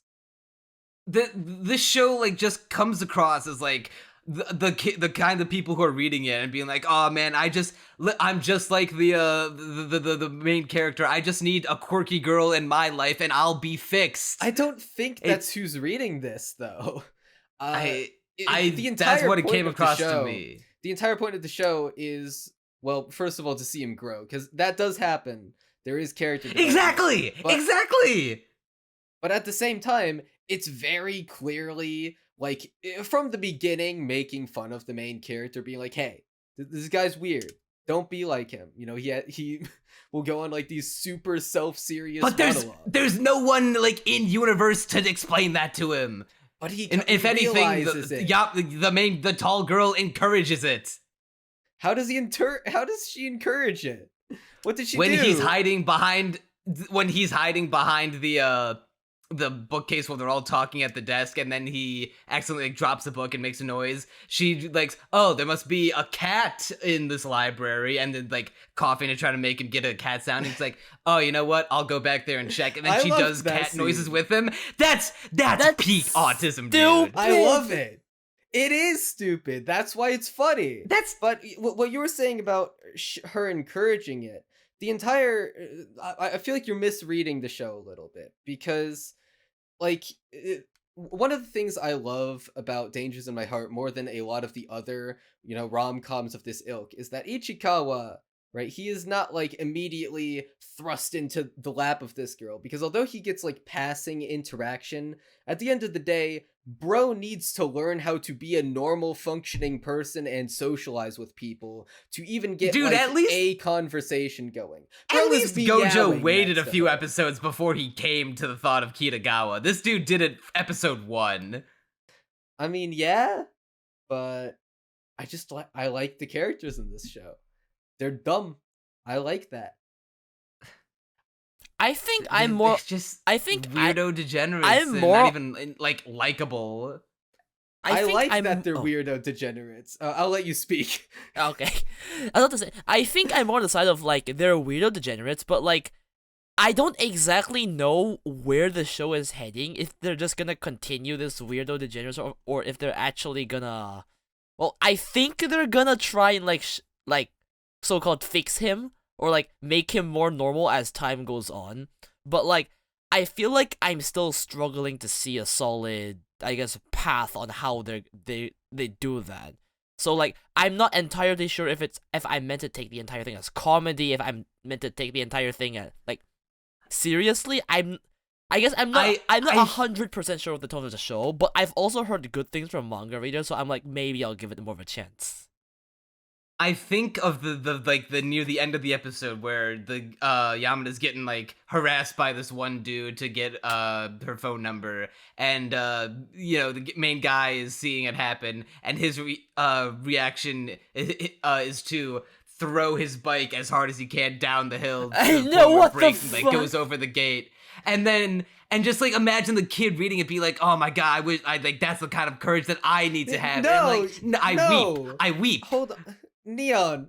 But the entire point of that is that he doesn't have courage. He didn't say like he almost No, but he did a thing to save. incidentally- He saved her. Kind He saved of, her by doing but that. at the same time, like the entire joke of the scene is that he doesn't have the bravery to actually confront them. He needs to do something completely out of left field, basically just making a fool out of himself to even to literally just distract them long enough that her friends come in. Her friend is the real one that saved her. Like, I feel like you're reading this show in a worse light than what it really is. I don't think many people are going to look at Ichikawa and be like, bro, it's just like me for real. You don't want to be like Ichikawa, and the show is reveling in that. No, see, I agree with you, like, on this, like, you don't want to be like him, but I fear that because the show's not doing a good enough job of explaining that, like, to the audience. Does it have to I fear explain that, it? That feels kind of that's- condescending. well, yes, because because when it comes to like people like Ichikawa, we have to like be firm with them and be like, yeah, you gotta shake them by the shoulder and be like, yell at them, stop being cringe. Because I like I said, I imagine people. No, wrong. I saw nothing but positive like encouragement. I have no idea where you're pulling this from. I genuinely do not. He ends up saving the girl from the bully, from the guy harassing her. By throwing a bike down a hill. Is that really so worked. courageous? Is anyone going to look it? at that and feel like, oh yes, I should be exactly like Ichikawa, the guy who didn't actually step in to save the day, who didn't confront the guy and say no bad, who didn't show his courage and bravery. It worked, how didn't cool it? He is. In universe, it worked. But it's really her friend who came in. By the like, all he context did of the was buy narrative. enough time for her friend to come in, and the way he did that was by making a fool of himself. I don't see this as condoning his actions. Like, I really don't. Listen, between that, the the tearing of his project, the girl crying, her doing like the only time that I found her endearing is with the main girl is when she's like at the library not the library, the bookstore, whatever, that they're she's a magazine model and she was like standing around the magazine section to see people pick up her magazine and be like, and gawk at her pictures and be like, oh yeah, you liked them, huh? Without having like to say anything to them. She just wanted the praise, but she ended up scaring people off, and so she just takes the top magazine and puts it on the on top of another magazine stack just to like That part was get awesome. more people to notice it. Like that was really cute, and that gets undone by a staff worker at the bookstore by being like, hey, that's not supposed to be there, just puts it back and makes her disheartened. Like, that's good, because her weirdo behavior is driving away the customers, and it's also getting corrected by the staff. Like, that I find endearing. I mean, Ichikawa is always pointing out her weirdo behavior in his head. To be fair. Well, to also, I just kind of don't find that funny at all. I find it Because hilarious. he's just doing commentary on what is happening. I find that commentary very amusing. I know, Sham, you've been pretty silent We've about been this sort one. of What do you think? having a screaming contest. Hard to butt into. Yeah, I'll say the show is hella cringe, and I don't necessarily care for any of the characters one way or the other, but I will say the final minute of the episode before the ED went, when the music was playing and he like actually felt something, that definitely got to me. So, maybe there's more to see. Will I watch more? Probably not. But that last minute was probably my favorite part of the entire episode. I don't know. I don't exactly know what to pinpoint why I liked it so much. Maybe it's the music. Maybe it's like the end of the ridiculousness, but it worked.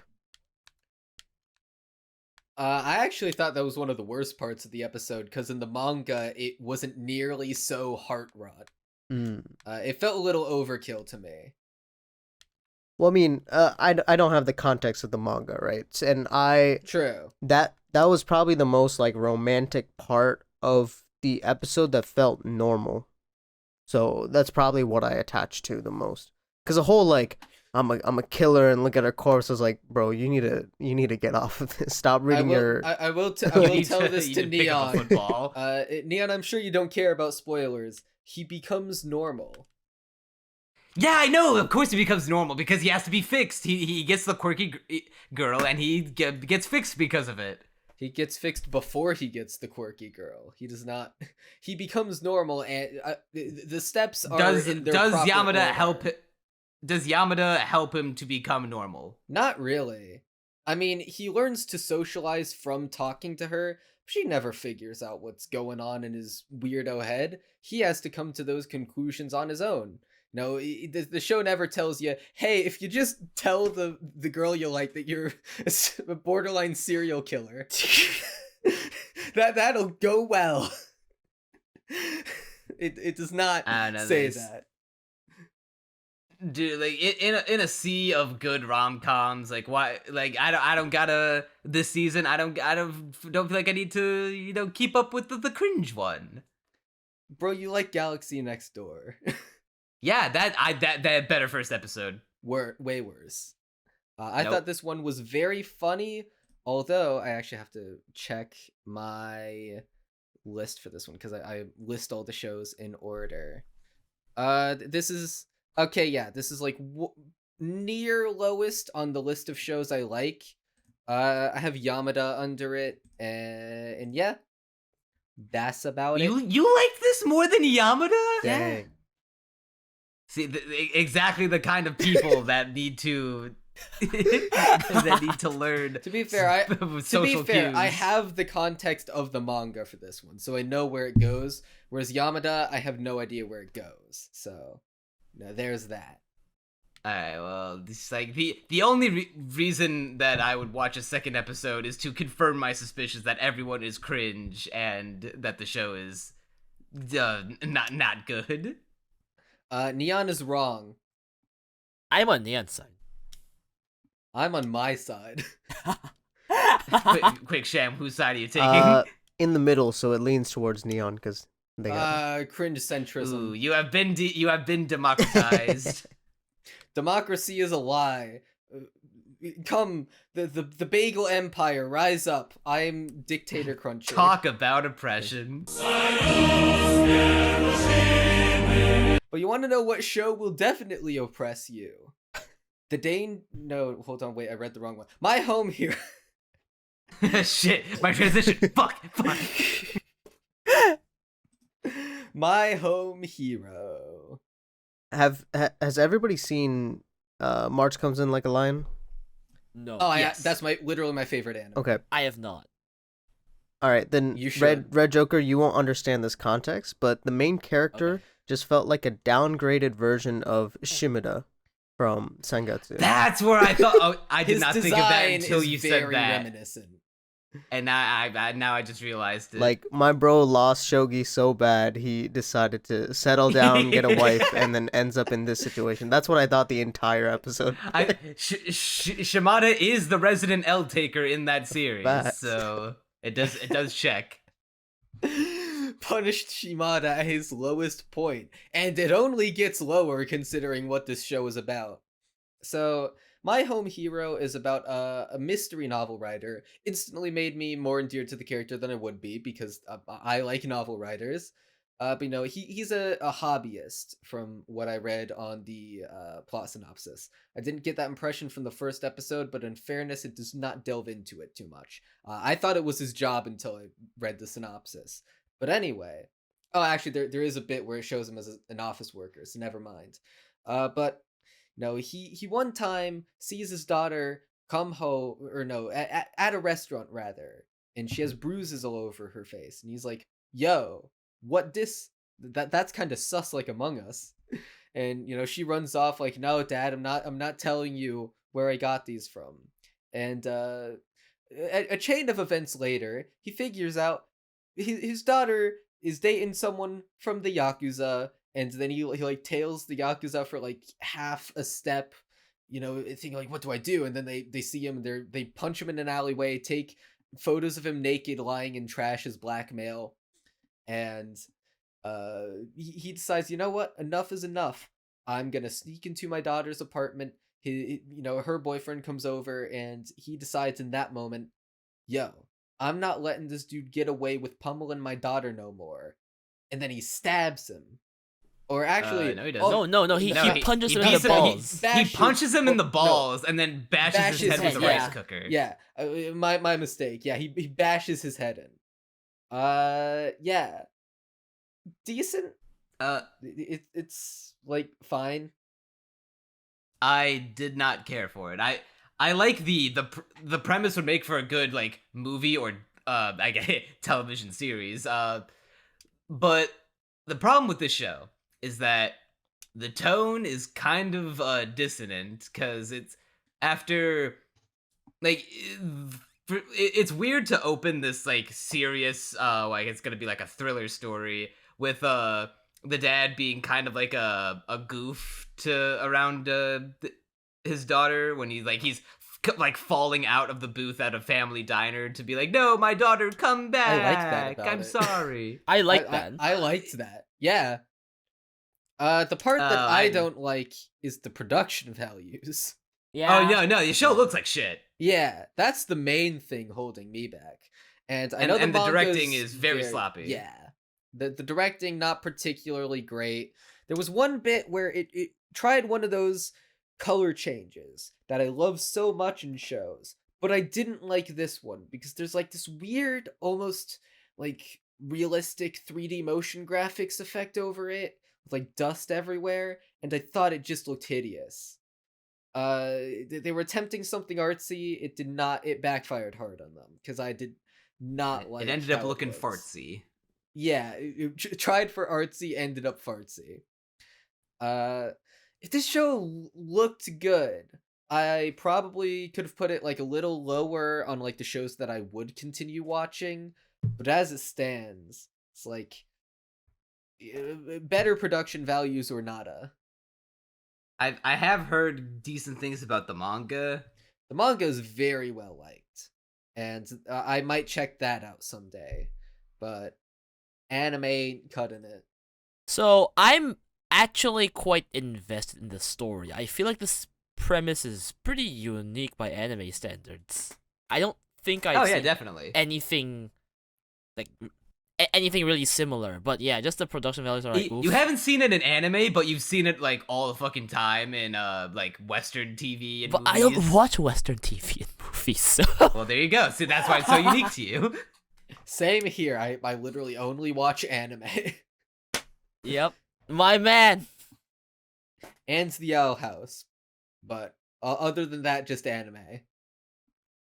But yeah, I mean, I think I was interested in the story enough to the point where I would probably continue it, just because I generally don't read manga over watching anime unless it's really, really, really bad. And I mean, it was bad, but I don't think it was unwatchable bad. So I'll continue it for now, probably. I don't think I'm particularly invested enough to continue. Could read the manga, but otherwise, nah. Get in a note for me. There were only 2 moments in the show that like registered a pulse for me. For one thing, the wife character was scarily on board with the husband's I plan. thought that too. Like, it's like she was not like terrified even the least bit that her husband, whom she loves so much, killed a man, even if it was for the sake of protecting his daughter. Yeah, she doesn't even really question him that much. She's just like, okay, so now that you've done this, what do we do now to protect ourselves? And I think that is part of the point, because there's another line later where she's like, people who, abuse their girlfriends, they should just die, shouldn't they? And the Yeah, like, oh, what? She's like, nothing, just carry on. There's probably something fucked up about her that maybe we'll find out later in the show. I'm sure she's completely normal, a functioning member of society, no deep down hidden dark secrets. I will say that point where the father got to his daughter's house and like he just like walked in the door and like they were showing like there's a guy's toothbrush and a second cup. I was like, oh no, the daughter's dead. No, no, no, no, no, no, no, no, no, and then she wasn't. I was like, no, don't do this. I mean, we barely knew the daughter. But still, I would have felt really bad. So I'm like, no, I'm don't a do this. psychopathic bagel, so I would have been like, oh, Oh no, not the daughter character who we got like Uh, 3 lines from. I'm crying. Tears are falling down my face in Minecraft. Now, the one actually interesting thing about this show, which is like what is getting me like more of a hankering to check out the manga, because this makes for like a very good hook, is that the villain character, who looks like to be like the big bad running the scenes, is this lawyer guy who, according to one of his subordinates, if I picked up on it correctly, has multiple personalities. Like, he is talking to him with one voice, but then while he has like his like front man job is being a lawyer, and he picks up the phone as a client and like he's talking to him like, oh okay, yeah, let me get you connected to the such and such guy, and then he like puts the phone on hold and sends it to a different phone, picks it up, and changes his voice entirely. Like, it's completely distinct from his other voice, and pretends to be somebody else. Like, so that already just is a cool aspect of his character. If he's like, maybe it's like a disorder, or he just pretends to be multiple people, just like run his little his Yakuza syndicate. But then he goes on to be like, he's like reverse John Wick, where he's like, listen, like, I got dealt a shit hand, my bosses sucked, my wife left me, and my son, and like the whole world shit, I wanted to kill them all, and there's nothing more important than family, and my son means the world to me, and if anything happened, like, I'm going to like do everything I can to protect my son, and if anything happened to him, I'd fucking go ballistic, like hell would fear what I would do if my son died. And we know that the dad killed his son, which was the one who was the abusive boyfriend of the daughter. And it's like, ruh-roh, Raggy. What hell have you unleashed? That is a very effective hook. I will give you that. That did make me a little hyped. Yeah, so I was like, all right, my interest in watching the anime is completely dead, but if the manga is as good as people say, I might consider taking a read of it. I hope that they lean into more of like I hope it's like more of an action thriller, and the dad just kind of becomes this everyman action movie hero, where he's like, he's not, a fucking Vin Diesel or John Wick, where he's super skilled and just kills guys by the dozens. I hope he's just like this what he is right now. He's just some office worker dude who is just like on a mission.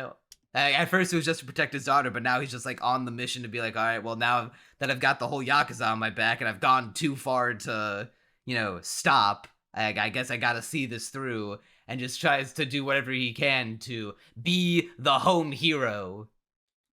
I think that is definitely its intention, because he's characterized as just some old goof, and he's dragged into the situation through partially his own means, but he's sort of a bystander until the point where he makes the decision, and up to that point, sort of accidentally walks into the plot until he finally makes that choice. So it's like, someone who normally wouldn't be into this stuff being like, well, I guess I gotta finish the job, gotta make sure I can protect my family, and I am down for that, admittedly, but in manga form, without awful production. Well, maybe not awful production values, but not good ones.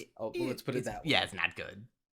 All right, what's next? After this, we have Skip and Loafer, and I am a big fan of this one. I'm also a big fan. I saw the manga in Barnes and Noble, literally like teasing me on the shelf every time I would check the manga section, be like, I know this is gonna be great, but I want to spend my money on other things. But every time it was tempting me, being like, come on, Crunchy, you want to spend your money on me. I was like, maybe someday.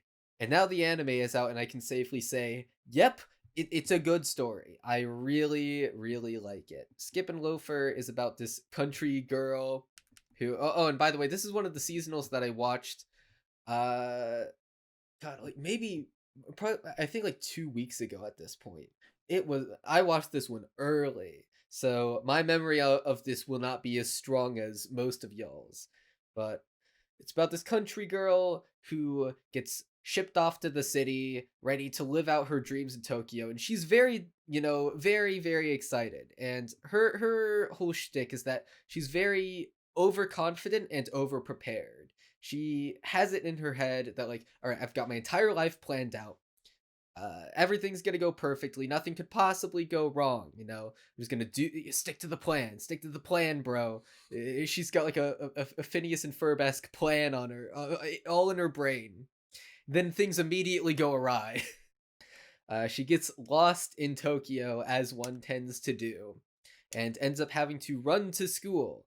But luckily, there's this bro named I forget what his name is, but he's Sosuke. What K? Sosuke. Chosuke? Yeah. Yeah, alright, so Chosuke. And he's No, presumably the Loafer. with an S. Oh, Sosuke. Yeah. Okay, yeah, I'm on any list. Okay, so he's presumably the Loafer part of the title, because he's characterized as being very lazy, very like, big lackadaisical. Yeah, he's a very kind soul, but he also don't want to do nothing. And he's also late to school just because that's what he does. He just he just didn't feel like getting up early. He for don't give school. a fuck. Yeah, he's very, very, very whimsical, filled with whimsy, just does things on a whim. And yeah, I really like the two main characters right off the bat. I think they're super endearing. I immediately get behind their romance and their friendship and want to see them become the bestest of friends. I also love this They show's art dance style. together in the Yeah. opening. Neon Yes! was The cutest going fucking out of shit. his way Dance! to tell me about it in hosts only chat. He was excited for that. Anytime characters dance in an opening, it makes it god tier. And then they do this little cute dance together where like she gets embarrassed at one point, but then they keep dancing anyway just because they're having so much fun together, and they're staring into each other's eyes like, oh my, it's so good. Yeah, I absolutely loved this first episode and thought I just remembered The main girl has Sanpaku eyes, dude. Well, yeah, that, but also there's this one bit where the teacher is like, so Loafer, I always call him Loafer because he's that part of the title. Sosuke, no, his friend is in the bathroom talking to him on the phone, being like, "Get over here." And so one of the teachers comes in. He's like, "Yo, you took a while." He's like, "Sorry, bro. I was fighting for my life in there." And all I could think was, why do they call it a restroom when I'm fighting for my life in here? The dialogue is super pleasant in this show. All around absolute banger. Will absolutely watch more of. I had the time of my life. I love that. Yeah, this one. It rare for PA Works to do a non-original, but this one, the app like looks great.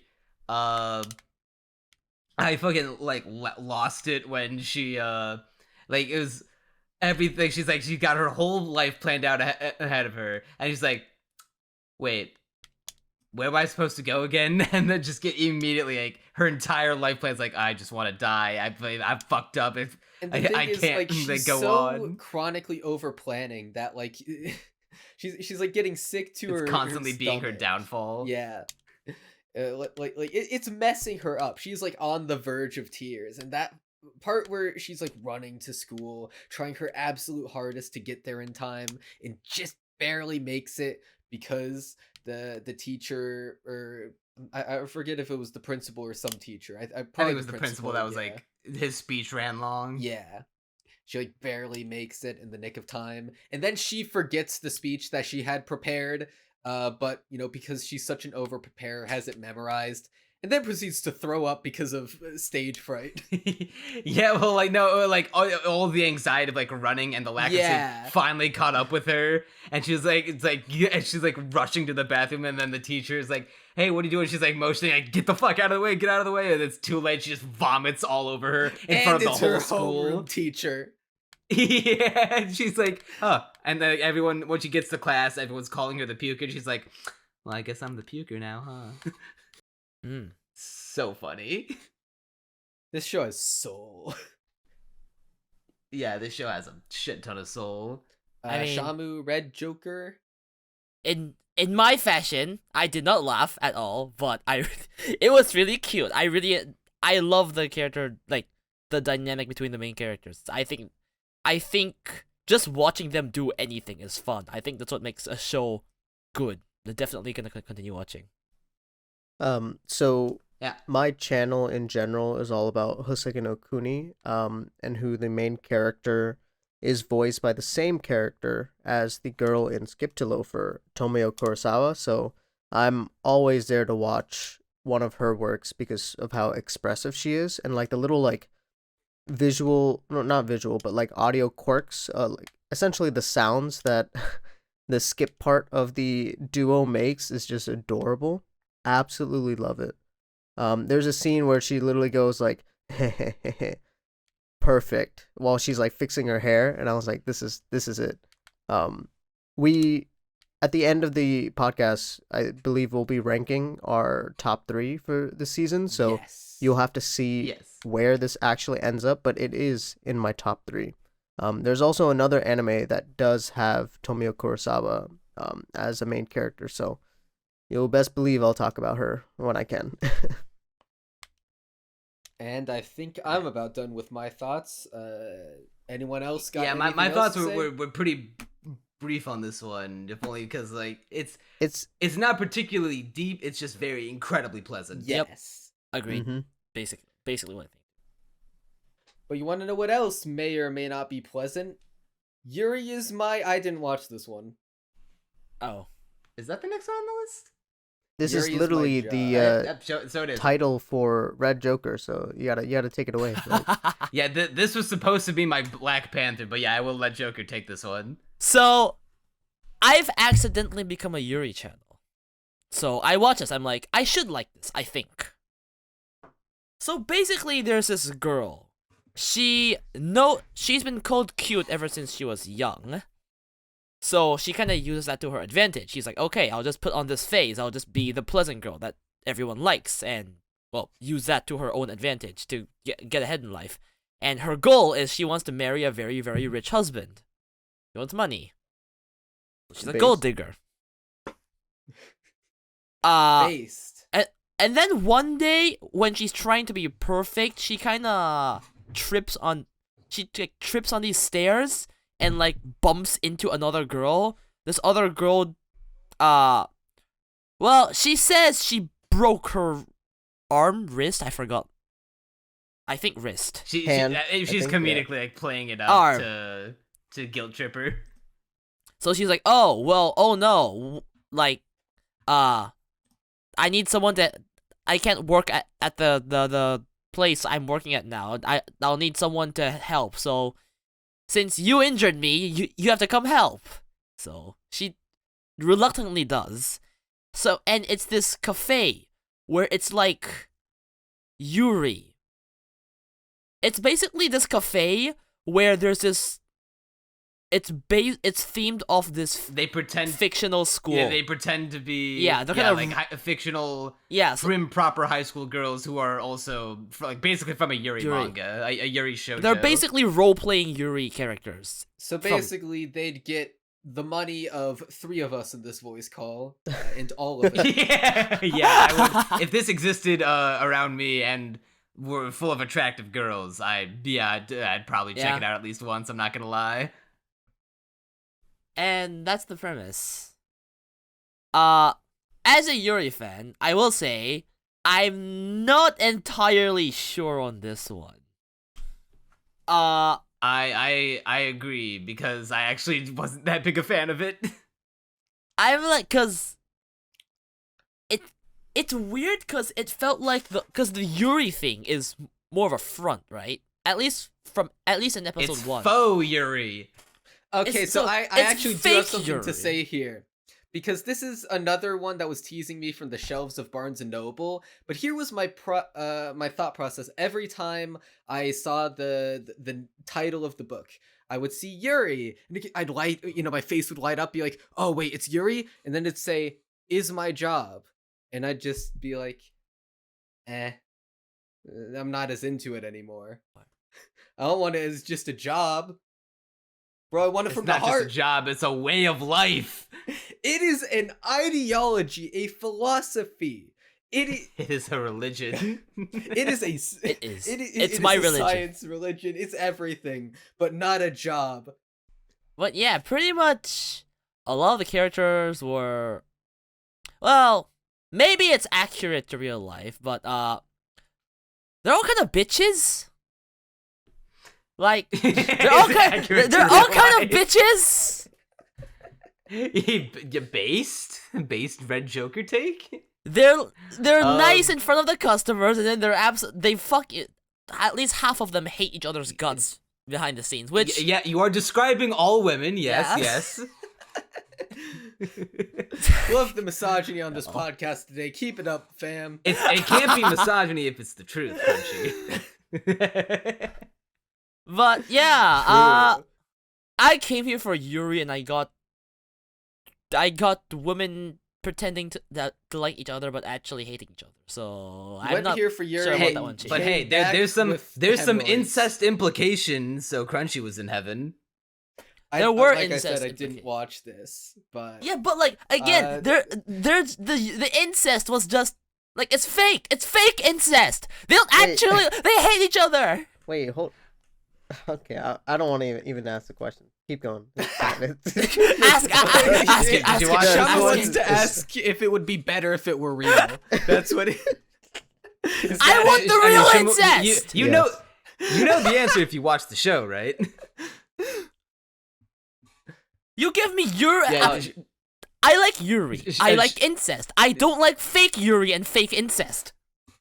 It gave me fake Yuri and fake incest. Leon, put that on the shorts. Put that on the shorts, Leon. Yeah. All right. Well, with your permission, I mean, I guess it's gonna be on YouTube. Yeah, go on. So.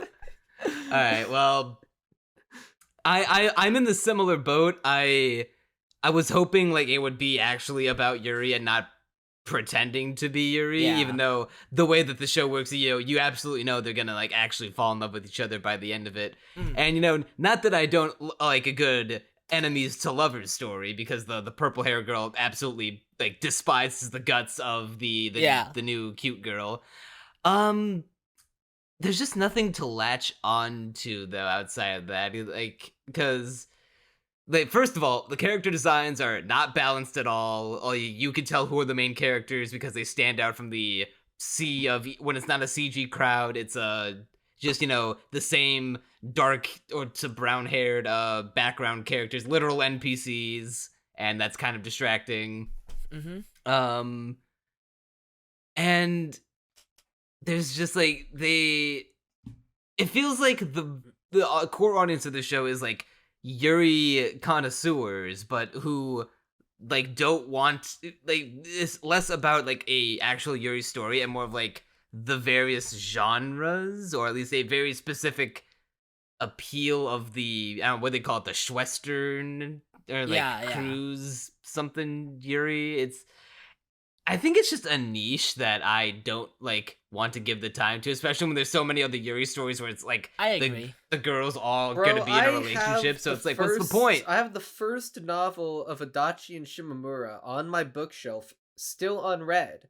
Would I rather read that or watch this show?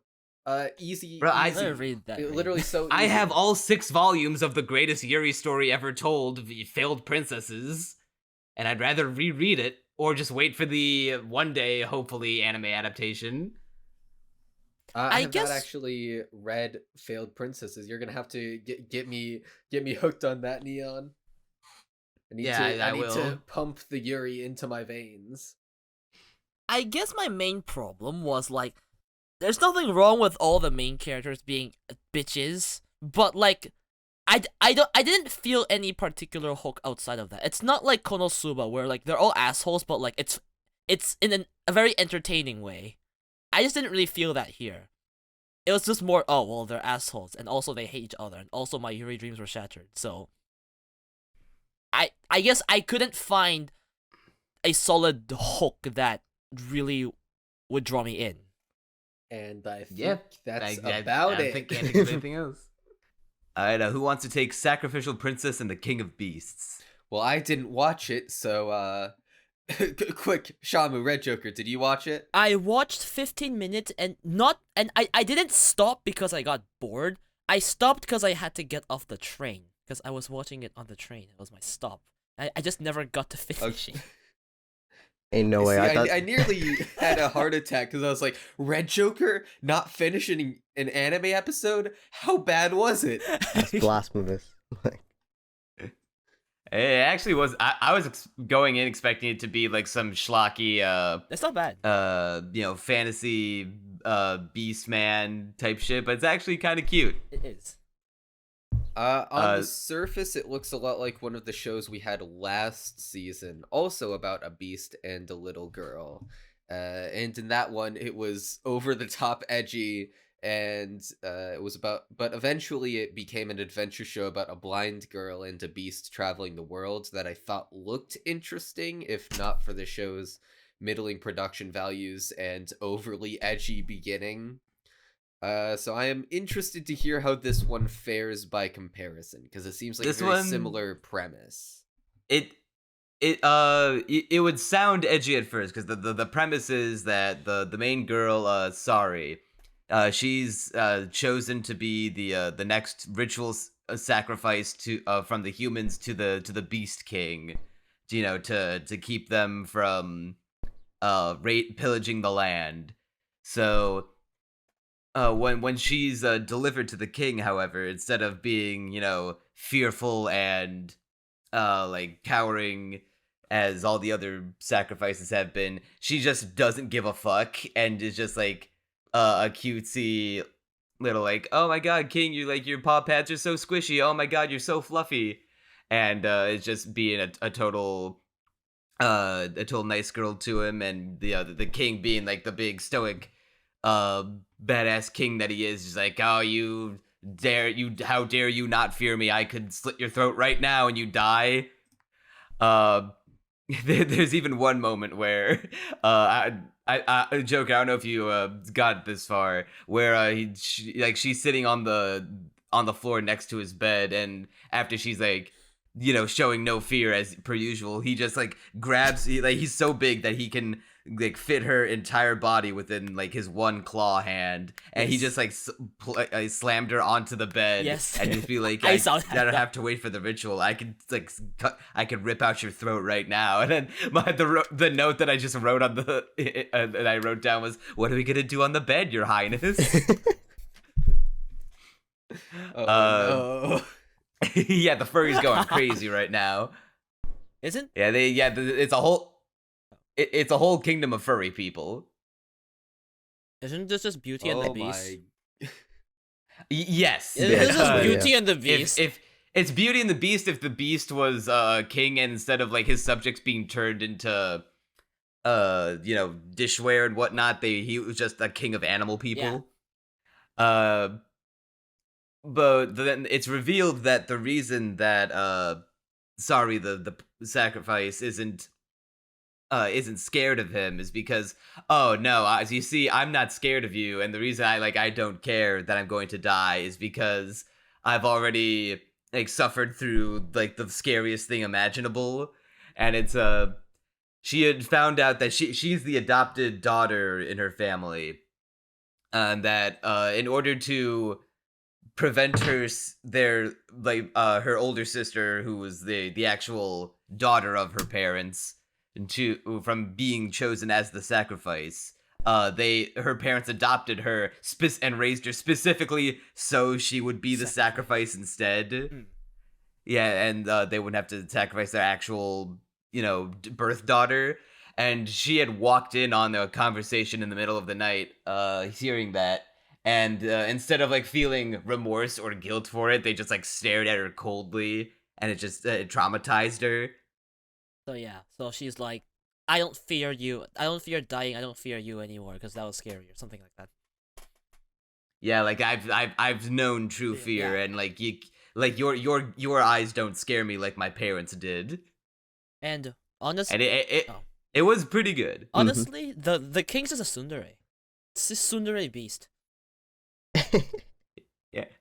And on top so- of that, like the voice actor for the main girl is Kanahana Zawa. Yes, I who noticed. I I love. love her I voice. love.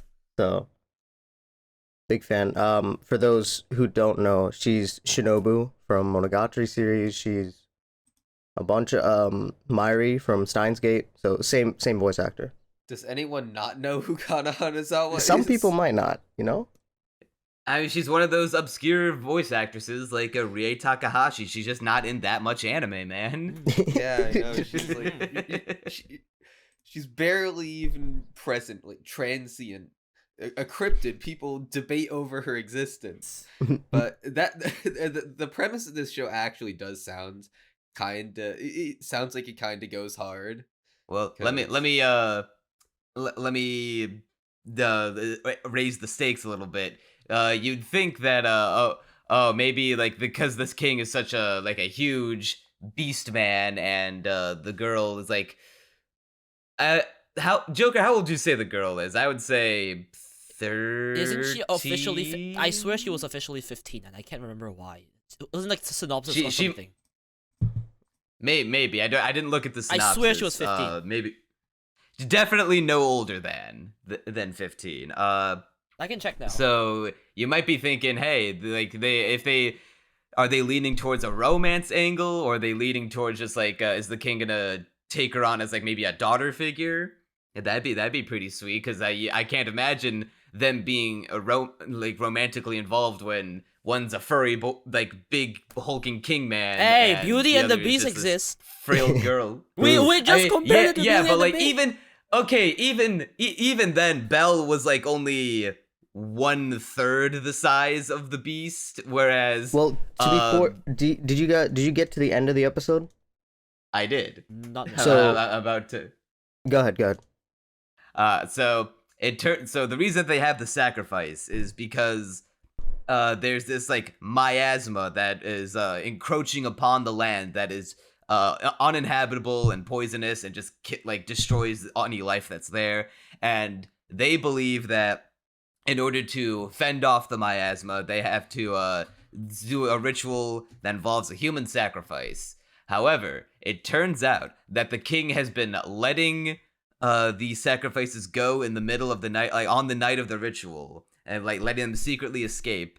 And he's spilling human blood to make it look like to his followers that he slaughtered them and ate them.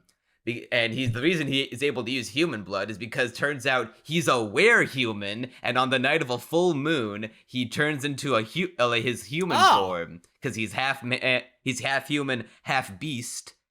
So is Beauty and the Beast. Yeah, so this part was really cool. He just his arms are covered in scars because he just cuts his own arms open to spill his human blood to make it look like he sacrificed the rituals and didn't just let them escape. And the girl figures this out and tells him like, hey, you don't have to be tough for me, like you don't have to yeah, I don't think you're weak for doing this. I think that shows that you have a compassionate soul, and that I think that's pretty cool, dude. And so the king's just like, all right, you know what? Fuck the sacrifice. I'm taking Sari as my queen. Oh damn! Oh, his queen. I didn't see that. Oh. Yeah. So they Oh. have chosen romance. They have chosen big furry beast cock. Well, that's a So blunt way of some putting people will it. be happy. That's it. RedJoker gonna finish the episode now, like right afterwards. Yes, I will.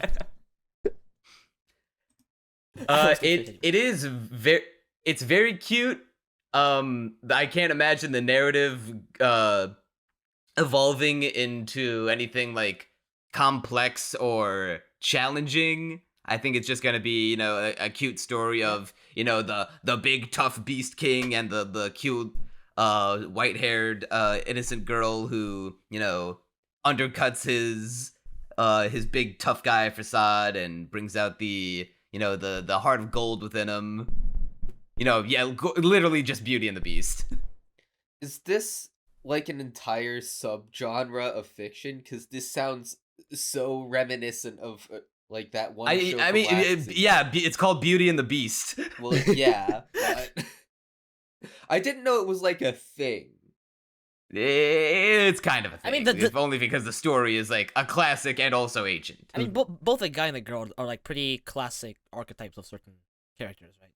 Well, Yeah. It's not the guy and the girl part. It goes with Beast from Beauty and the Beast on some sort of fantasy adventure. That there hasn't been any note of an adventure that they're gonna go on. It just looks like they're just gonna be dicking around the castle, and I guess they're gonna figure out a way to deal with the miasma. But just off the first episode, it ends with him making her his queen. I mean, I can't imagine it not going into an adventure considering the plot conceits currently shown. I didn't finish the episode, but it sounds although cute, so I actually. I mean, want they might go into the little town, but that's probably the extent of it. Yeah. I'm Now sorry you say too, it. Siri. Siri, I am not sorry. I will never apologize. Siri didn't watch the episode, so she has nothing to contribute to the conversation. I think Siri's It's not okay, furry. I didn't either. Yeah, that's pretty much all I have to say about the show. It's cute. Maybe I'll turn on an episode or two. If it doesn't look like there's gonna be an interesting narrative to come out of it, I can't imagine myself continuing it when there's so many other good shows with at least somewhat gripping narratives this season. I think it's really cute, and I like cute things, so I'm probably gonna finish it. Well, I Neon, would- you were talking about. Oh, go ahead, Shaman. No, I would just watch it for Kana. That's literally the only reason. Bro is voice actor pilled. Yes. But I too am. so Neon, you were talking about gripping narratives. Well, what about the gripping narrative from the next entry on our list, Heavenly Delusion? It's time. This one's definitely got the old noggin jogging. This blew up at the time it came out. It wasn't too high on the seasonal chart at the start of the season. Then word of mouth really spread around, and now I think it's in the top 10 on Mal. Mm-hmm. I'm pretty sure It's it's very on the top high 10. up. It's high. This is definitely the dark horse of the season. Deserved. It has been. Yeah, I would also say deserved. It's one of the last shows I watched, and you know that thing where the less notes I take, the better? Yeah. Mhm. Here's my one note for Heavenly Delusion. Good. So with Heavenly Delusion, it's I saw a lot of people going hey, if you miss Promise Neverland, if you're suicidally depressed on how Promise Neverland the anime turned out, here is your refuge. And they're kind of I can see where they're coming from. Yeah, there's some parallel. There's definitely a big mystery element to the show of it's a post-apocalypse.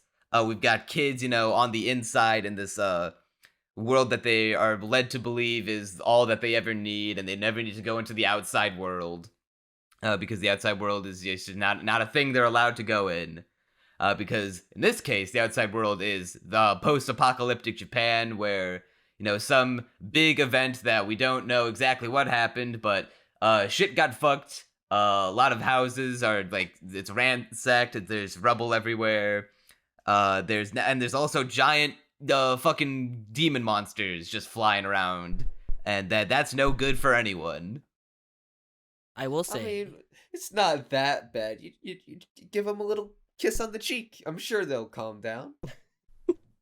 I don't think they have a mouth. I think the demon that showed up at the end had fucking a Cthulhu mouth.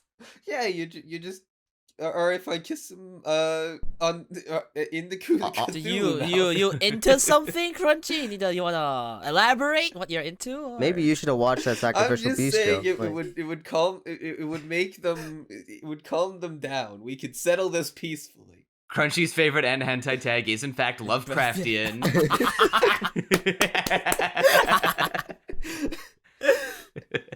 I will say, every single time I see some kid talking about going outside some walls, I'm like, oh my god, it's Aaron.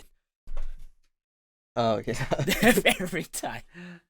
Even though I know it's different, but whenever they talk about walls like that, I'm like, Attack on Titan. Nah, these two kids are already outside the walls. Kiriko and Maru. Apparently, Kiriko has been selected as Maru's bodyguard, and they're taking a trip to find this place called Heaven, which I can only imagine is just either like a place that didn't get fucked up by the apocalypse, or it's the only like safe haven left. Oh. And they've it's something like that. It's very vague, and they even say like, yeah, do you have like at this point anything even like remotely resembling heaven will do, because like this journey sucks. We like are constantly having to raid houses for supplies. And they travel around with the Kiriko has this really fucking sick weapon, which is like a handgun that's actually a laser, which is battery powered. That was badass. That entire and fight apparently. Oh yeah, that was animation like, the popped one with off. all the. Yeah, production. This is a production IG work, and they're going ham. Yeah, it's a very solid production thus far, and the gun they have with the laser can apparently kill the Cthulhu monsters, which normal bullets do not work against, Wait. and so they've got like a very special weapon in this land. How many episodes have you guys watched? I mean, Just one. all of them. Oh. But I what see. Crunchy is saying is just from episode 1. I see. Yeah. Yeah, They talk about it at the I- end of the episode with the I see. with the little innkeeper. Yeah, with the innkeeper cocking her shotgun, and I kind of love the way it begins because like at first it's just out of context with the shotgun. Yeah, Mhm. I thought she was Oh, gonna what is like she break it, scheming? and she's gonna open up the doors and fucking pump the kids full That's of lead what for I some thought reason. too. I But thought she then was gonna be it like, it's shows every the man for monsters. themselves. But see, that's great in this kind of show where it's like you don't know who to trust, you don't know where safety is.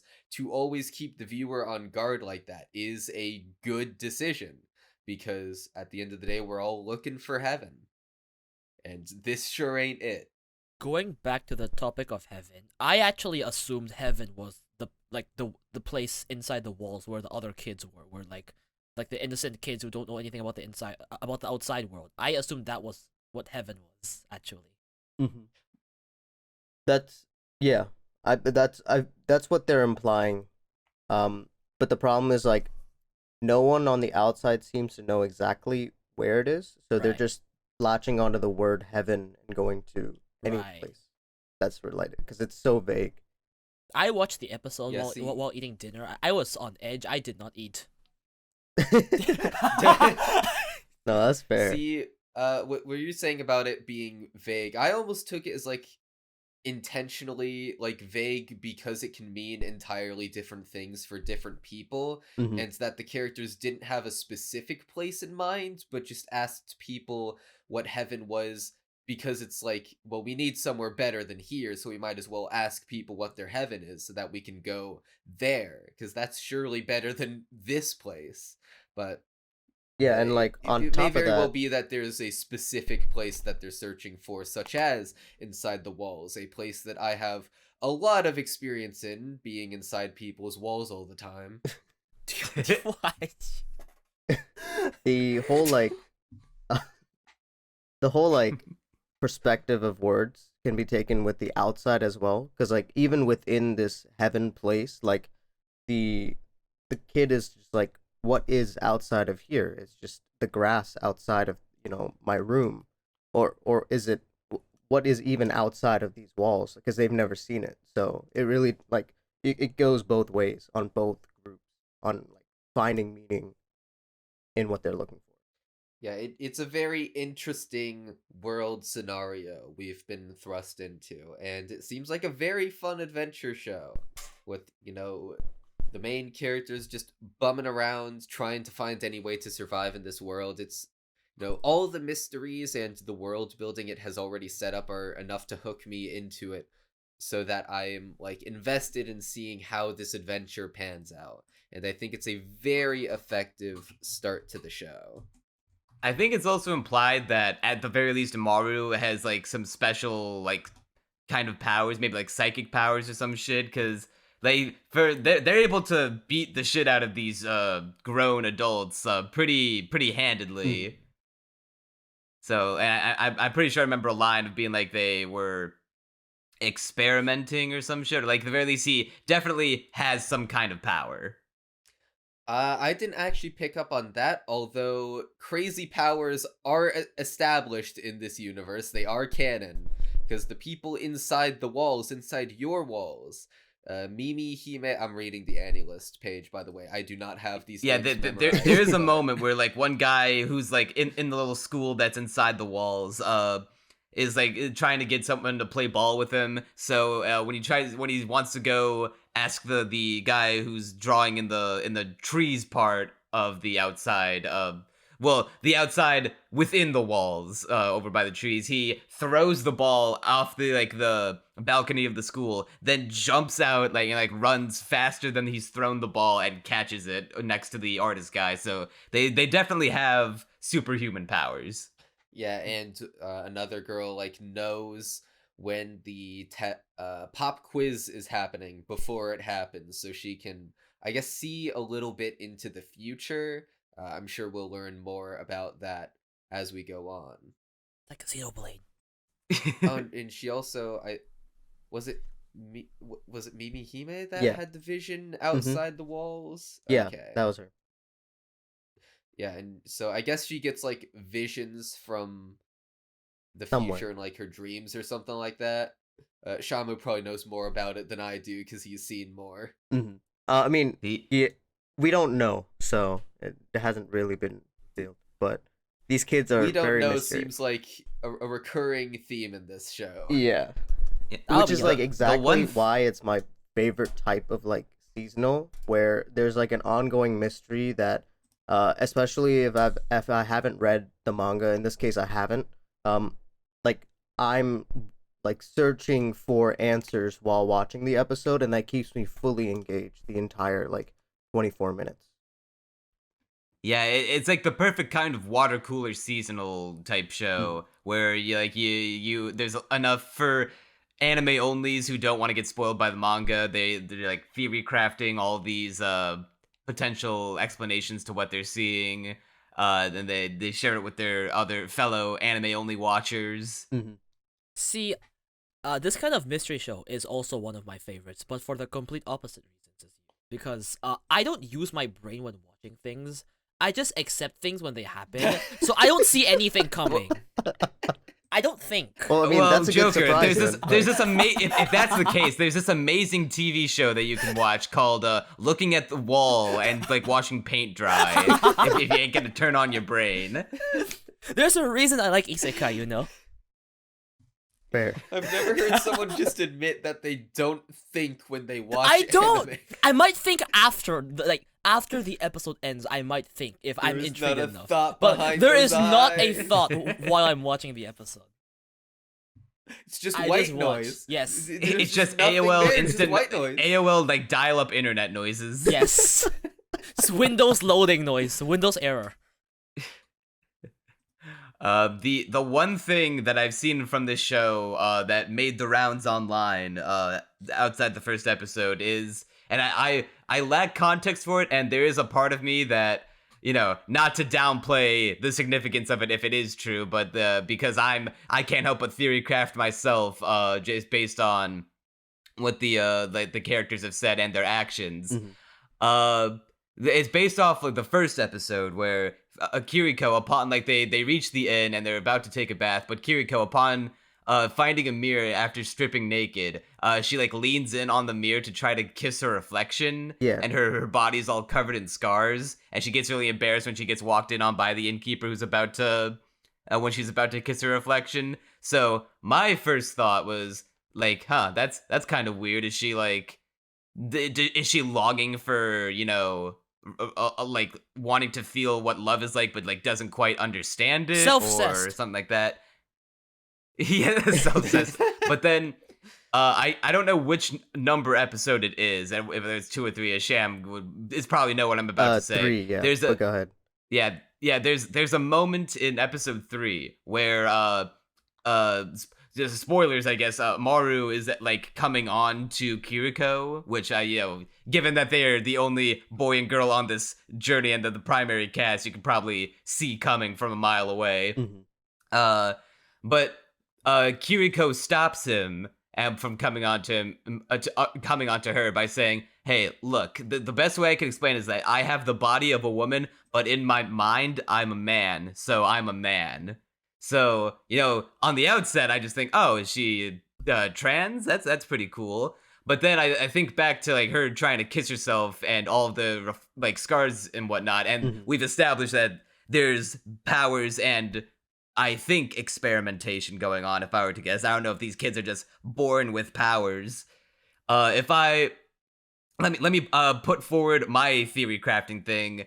I'm going to take a shot in the dark and say that for some reason, Kiriko has, like for some reason, the best way I can explain it, that has like a male, like some male character's mind like transplanted inside of her, because she even says in the first episode when those outlaw dudes have surrounded them and say, "Hey, pretty girl, you wanna come with us?" And then Maru's like, "Hey, I'm a boy," and like, "Ah, shit, he is a boy." And then Kiriko says, "Yeah, I'm a boy too." It's like, wait, are we fucking stupid? But she also in the same episode says, "All this walking around is too much for a Tokyo girl like myself." So the fact that she goes back and forth in describing what she is, it's like, is she like actually a man? Does she have like the mind of one transplanted in her, or is she just like just normal trans? I don't know. I guess you gotta keep watching to find out. I will give a little bit of a hint, just because it's relevant to the people here. 2 out of 4 of us here would like the review. But anyway. 2 out of 4 of us. Okay, so they're siblings. Okay, so her twin brother got transplanted into her head. Me and RedJoker are you're talking about. Her twin brother got planted in her head, and they're incestuous. All right. Well, you gotta keep watching to find out what it is. It's Yuri. Wait, no, that's 3 Yuri out of 4 is my of us. job. Like, yes, yeah. Crunchy is furiously like opening a new tab, being like Heavenly Delusion episode 2 right now. I'm watching at the moment we end this podcast. I will say. Oh no, I've convinced him. It's too tantalizing for RedJoker. Say less. Like, I can't wait any longer. Like, wait, you're gonna have to put your brain on though. Like, you can't watch without your brain. Like, That's too much work. Yeah, I mean, as someone I beg without to a differ. brain myself, I get where he's coming from. and I know at the beginning of the podcast we talked about how Oshinoko had one of the best OPs, but I'm gonna put my foot down and say that Heavenly Delusion's OP is 100% my favorite of the season. It doesn't play at the end of episode 1, but I know a lot of people watch OPs out of context. So if you've seen it, I have not. I remember seeing it. I remember being impressed by the animation. I don't remember the song, unfortunately. Literally That the might just... same exact thing that Neon is saying. I remember the animation looking real good, Yeah. and then the song is just nothing in my brain. Just a black vortex. It's gone. hole. And that's probably just because I only saw it the one time. It took me a couple times to remember the Jiko Kuraku OP, and now I really like it. yeah. Oh. The So maybe Jigoku this would be OP the is same. also a black hole in my mind that I don't remember at That all. one I because only haven't know the watched animation. it. I've Still. from recording the podcast from last week, I've since added it to my workout playlist, and it goes hard. Nice. I haven't continued Jigoku Raku, so I don't know. Pretty sure it was in the first episode. I don't. It was, but I listened to it once. I don't remember. Okay. I did continue some of the isekai. Also, it's Well, one of there is those another like show with a great OP that I'm gonna gas to hell. So be on yes. the lookout for that. But yeah, Yeah, Heavenly Delusion. Heavenly great. Delusion's definitely going to be one of the big ones to watch out for. This If one. anybody perhaps? is going to stay anime only, I do end up doing threads for every episode because I theory craft like crazy. Most of my hits have been correct, so hopefully I'll have a good streak till the end of the season. And then my interview with Denpa, the CEO, gassed up Heavenly Delusion, so that's what actually put it on my radar because they're the ones that published the manga for it. Nice. And you can check that out in the description to check out his channel. Shamu on his way to interview half the anime industry. We on a little break, but yeah. Do we have any final thoughts about Heavenly Delusion outside of just go watch it? Oh, It's good, and if I had to, Neon, this is between you and me. You can cut it out if you want. But if we ever do another show for the podcast aside from Jikokuraku and Doshi no Ko, I would recommend this one because it has such a strong narrative. Over Mashle? Mashle. I mean, I'd rather watch Mashle, but I'm gonna be watching that weekly anyway. what? And also, it doesn't have as many narrative components. Alright, well, I guess we'll see how the schedule shakes out, and we'll see how badly Bleach gets shoved down the pipeline even further. Inevitably. This was the one show I was talking about when I said like I have to hold myself back from discontinuing. This was the show I was talking about. Now you got the floodgate. Like right after this, you got three more episodes. Right? I'm going and then, straight to it when this podcast ends. Yeah. But will you go straight to the next episode of Blue Orchestra? No, because I didn't watch it. Okay, so I watched, surprisingly, the entire first episode of this. And frankly, I did not expect to. I saw the animation quality, which ain't good, and was like, I'm gonna watch this for 5 minutes. And then I kind of got invested, and then I saw something that ensured that I would never pick up the show again. So Blue Orchestra is about this dude named, I think his name is, I want to say Aoi, but it's Aono. Oh, Aono. I was close. And so Aono, he's this dude who used to play the violin, and he got real good at it. However, his dad was the one who got him into the violin, because he's also a pro violinist, and his dad, kind of a deadbeat, smokes a lot, and eventually... Alright, so I was theory crafting that his dad died, and I was like, in my head being like, oh my god, it's so obvious. Just get to the point already. I already know what happens. He died. He's dead. You're all mourning him because he's dead. No. The thing that got me to watch way more of the show, the episode than I thought I would, is because the dad, being the deadbeat that he is, actually had an affair. And granted, we only learn he's a deadbeat after we know he cheated on her. But even still, like, I think that's a good subversion of at least my expectations. Though maybe some more media fluent people would see it and immediately put it together. Like, oh no, it was a cheating scandal. But another thing I liked is how the way it's shown, it's like the media attention from the pro violinist cheating on his wife, even like not even just the affair is affecting Aono's mom, but also the fact that the media is constantly being like, yo, what's your thoughts on it? Granted, this is mostly implied, but I get the sense that Aono's mom was just like, leave me alone, I want to process this in peace. Yeah, he's like when I saw what the dad looked like and saw that he like this wild looking motherfucker was a pro violinist and like played on a professional level. It reminded me of when we watched Dance Dance Dancer and the dancer that the main character of that show got inspired from also looked like pretty like wild and like something like was like so masculine and buff that something that you wouldn't think would be a top like dancer like that, a ballet dancer. I guess that's like a new trend maybe. Yeah, I'm just I thought the making- same thing too. I was just like, why is it following very similar with Dance Dance? He's got like a ponytail and like a goatee. His hair's all blue. He's not like prim and proper at all, like the which is something MC you like looks you would like. associate with the violin. Yeah, I also was kind of getting into the main character, sort of. He's very moody.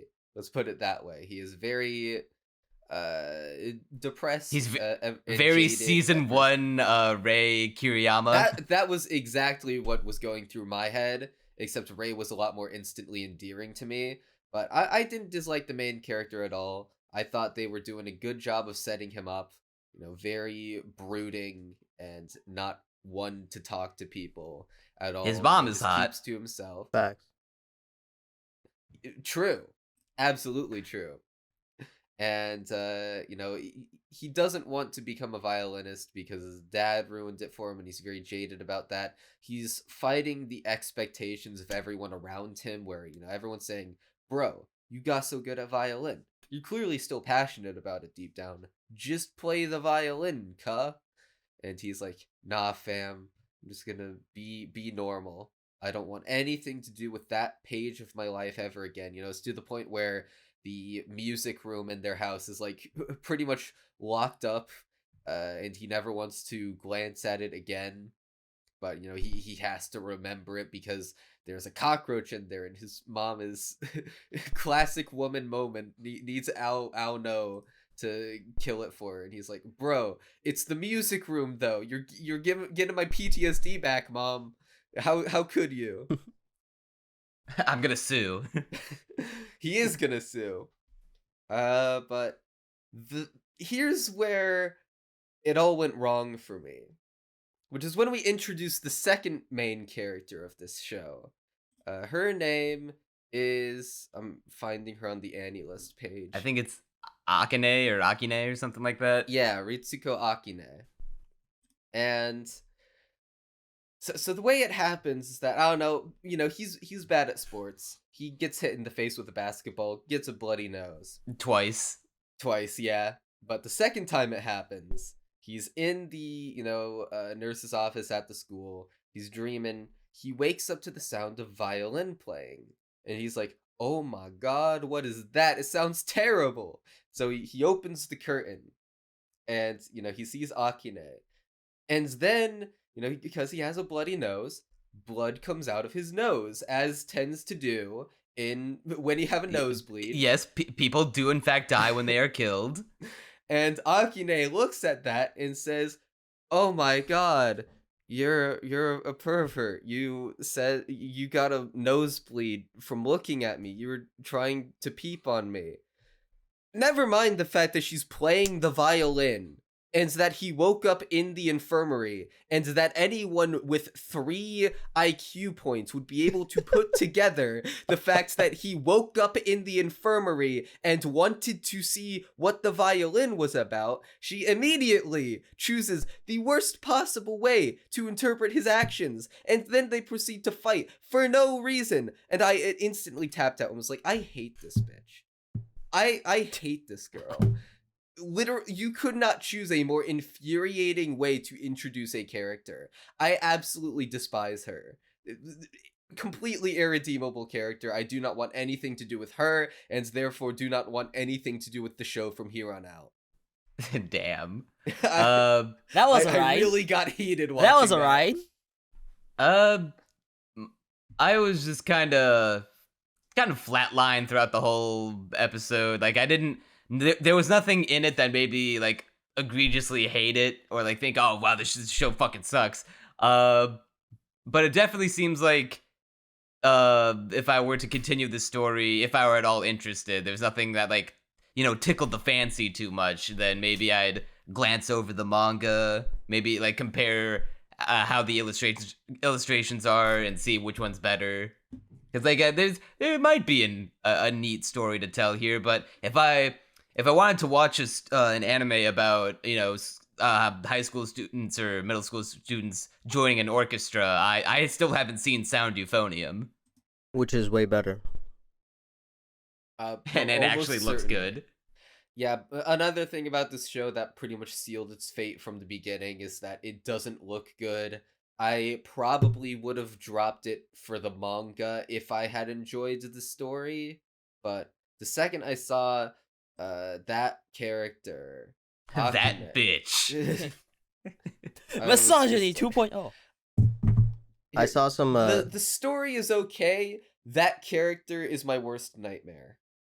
I saw some clips out of context of like later episodes, and it seems like the orchestra is so that Oh there god. was me one off even orchestra more. shot that was CG that made me go like, like yeah, I'll just watch sound. Like I don't need to watch this. I'll just watch sounds. That is one of the sentences of all time. I will say the ED was kind of nice. I'll give him that. I liked the visuals of it were pretty cute. Mhm. How it's like, what was it, a zoetrope? Yeah, Is that yeah, the and right the characters term? are like moving along it in all blue. I didn't watch the ED. That he did. It was Crunchy probably was the, too irate about the girl character. It was probably the best part I of the hate episode. her. Like It's He was unreal too how busy much I seething and despise malding. her. I was malding. I was seething, and I was coping. Oh, anyone else have anything to say before we move on to a really exciting show? I guess I'll say something. I didn't watch it, but from what Crunchy said, doesn't sound awful. I might give it like one episode, but It's it doesn't sound awful. RedJoker, inoffensive. Yes. if it's you give it one inoffensive. episode, you're gonna watch all of it. Do you It's want to do that to relatively- yourself? relatively That's- inoffensive aside from Akine. Aside from I didn't find her that egregious, but Yeah, I don't find it's- those characters that yeah, annoying either, so I don't think I'd care. I that- hate them. I don't think I'd care that much. But also, like, I've never. I mean, the reason It was obnoxious, but not a deal breaker. like the reason I didn't watch it in the first place was because I never cared that much about music anime that's not Love Mm. Live, and like I only started Bocchi because I was bored on a plane flight and I had nothing else downloaded on my phone, so yeah. I forget. Did you say that you didn't like K-On! Or something? No, No, that was me. That's Vlusky. Oh, okay. I didn't love it, but I enjoyed K-On! Wait, actually, I don't know if I said it here, but I don't like Aeon. Oh, I enjoyed it. You're my Oh, okay, worst die. enemy. It was I am the resident K-On! Defender. Although I haven't like seen Yamada. Season 2, shockingly. I need to get on that. But I'm bad at watching things I like. All right. Well, if Heavenly Delusion was the dark horse of the season, then what would you call Magical Girl Magical Destroyers? Proof that the anime community needs serious rehabilitation. Yeah, true. I agree. This is indeed So- facts. Let me go on to my anime list right now to regale to you the current score 6.82. Cafe Terrace and its Goddesses, for reference, has a 6.97. This is That's a treason, and sin. anyone who believes such should not be permitted to be within 5 feet of a good show. That's pretty based. Ah, shit! I should leave this podcast. Oh no, you didn't like. Oh no! Oh, wait, you're hold about on, to make hold the on. biggest enemy out of Crunchy Bagels, the This anime is YouTuber. literally one of my favorite shows of the entire season. Whatever you say next, consider it carefully. Consider it declaration of war. The OP and ED are better than the show itself. Okay, there's two maybe enemies true. in this podcast. May be true, but I'll have to watch more of the show before I can say that. The openings and endings are, in fact, unhinged, and I love it. I haven't actually. Well, okay. Did they play the OP or the ED in the first episode? OP the They played first the OP. episode, ED the second episode. Okay. Then I have not seen the ED yet, but I have seen the OP and absolutely love it to bits. Not a fan of the song, but I completely get why someone would enjoy it, and I love how unhinged the visuals are. Like, it is so acid trip mindfuck nonsense. It's so great. I will never skip this OP. It is so good. But anyway, RedJoker, I'm curious to hear what grievances you have with this show, and what grievances I will have with you soon. I don't have much to say. Not many. I got through 5 minutes, got bored, just skimmed through. You got through 5 minutes and then started skipping, yet you watched the entire first episode of I Got a Cheat Skill in Another World and became unrivaled in the real world. I'm fully caught up to that one. You're fully caught up to it. It's even worse. So, can you justify this, please? I don't know. I don't like comedy, and that's all I can say. It's not even not that entirely a much comedy. I It's mean, more of a okay, parody. Granted, Well, like, I was I couldn't laughing take it and smiling seriously. constantly. It's not supposed to be serious. well, that's I mean, why it I don't- is, but at the same time, it isn't. It's supposed. Okay. The thing about this show is that it feels like something not necessarily Trigger, but Gainax would have made. Like the Trigger staff when they were known as Studio Gainax. Because this What screams like studio every. did actually make this? I'm pretty sure it was Biebery Animation Studios, which is way too like sterile a name for the absolute fucking out there otaku concept that this is. Yeah, I have never even seen anything from the. Oh, they're also doing the 100 Girlfriends adaptation. They did the Quint season 2. Yeah, they're a relatively new studio. They also did Azure Lane. So this is that's where the money's completely- being made. So this is, as far as I can tell, very. Oh, they also did Prima Doll. So yeah, this anime, the thing I love about it right off the bat is that it A has a bunch of personality, and B, that personality resonates so strongly with me. Like, there is no little way to make a show that is more. I mean, granted, there are more crunchy coded shows out there, and this isn't necessarily even what I would look at and be like, that's crunchy coded. I was actually this was a coin toss for me when I booted it up. I was like, I'm not sure if I'll like this, but the plot conceit and the amount of personality it has is just resonating with me so strong. So, the premise of Mahou Shoujo Magical Destroyers is that they are in a world where otaku are persecuted. Thank God, finally. So they're literally rounding up otakus in cages. Imagine the smell, and they're sending them off to, I guess, to be corrected is what they say, but it's really just mass imprisonment. I'm pretty sure it's like pretty much just concentration camps. Yeah, it's not. They say it's correction and it's going to make them happy, but it's only pretense just to punish them as much as possible, because the big old villain just has it out there for otaku. And although it's not specified why they're being rounded up, if I had to use my noggin, get my noggin jogging a little bit, probably because they say, well, otaku shit is degenerate. So, it cannot be permitted, its fans cannot be permitted, we just ain't about that anymore. And it has been a complete comical reversal of the government's policy, just in an instant. And you can see many parallels in the real world, like we often take free speech for granted, but for much of history, depending on where you are, certain kinds of edgy art aren't allowed. You cannot make, like TV restrictions in the 1960s, 1950s in the US were much harsher than they are now, and something like Mahou Shoujo Magical Destroyers would never be culturally accepted or even legally allowed due to broadcasting restrictions in the US. At least probably. I haven't read the laws, so I mean, I could be wrong, but I don't think I am. I mean, I didn't do any research on this extensive point that But I'm trying to trust make, me. so it could Bro, be. Trust me, bro. It's just trust, trust trust. My source, I made it the fuck up.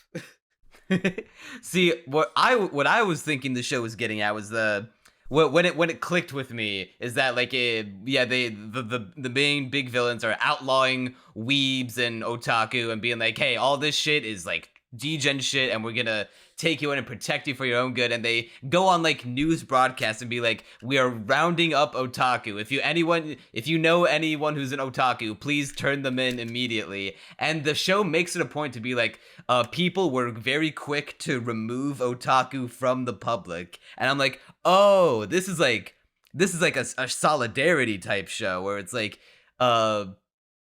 it's reflective of real life, of how, you know, there's a generation of people who don't get anime shit and like don't like understand it, and instead of like trying to make the attempt to like either olive branch or try to meet us halfway, they just see it as a nope, there's no explanation you can possibly be okay. This is degen shit, we've deemed it so you have to go away now so we can correct it. It is a cancer on society, and we need to it's a tumor, and we gotta take that tumor off. We gotta rip it out from the base. Unless it's Demon Which is Slayer. Because Well, yeah, but Demon Slayer's mid, so of course they accept it. because everyone's grandma has seen Demon Slayer here. Well, hey, Joker, that's the perfect show for you to watch. If you like watching shows where you don't have to turn on your brain, Demon Slayer is the perfect one. I like Demon Slayer. I rest my case. He's outing himself. I mean, it's not my favorite, but I enjoy it. Yes, that's what they all say. Yeah, and it's basically about otaku solidarity. They're like, the show is literally fixating on the main character, Otaku Hero, and his trusted sidekick, Anarchy-chan. Tell me this is Best not name. a fucking Gainax production from 10 years ago. Oh, that would have been made. Like, if that like reflects in the staff. The director is Hiroshi Ikehata. What did he do in the past? Did some Fooly Cooly Progressive. yeah, there you go. This show reminds, like, if I don't know if y'all have seen Shimoneta, which is one of my favorite anime, not for like it being a like my favorite story or my favorite characters ever, but it has a message that seems to just get more and more poignant as the show it won't age a fucking day. It's like it seems like the story will forever be timeless. This literally is like it's Shimoneta if Gainax made it, and instead of being about, you know, conceit to Shimoneta. Yeah, instead of being about porn, it's about, you know, otaku culture as a whole. Yeah, and you know, even the title Maho Shoujo Magical Destroyers, you instantly know the intensity with which this show attacks its premise, because it's literally it seems to be the personality of it is take whatever conflict we're talking about here to the nth degree. So otaku, you know, being shunned from society becomes an all-out war where we're being rounded up, and we have to go guns ablazing to fire against everyone, and we're at the verge of the revolution falling apart, and all we need to do is, you know, get all three of the holy magical girls. In order to fight back, we need to get red, blue, and pink together. And don't ask why there are magical girls just in Japan. Just accept it. I mean, yeah, don't the ask show why is there's this very like flying red loosey-goosey thing with its logic, but it's very aware of it as well. Like, okay, how did a war against otaku start overnight when it was previously completely accepted? I mean, I guess someone like started, I don't know, like the wrong person got into the government and immediately changed everything.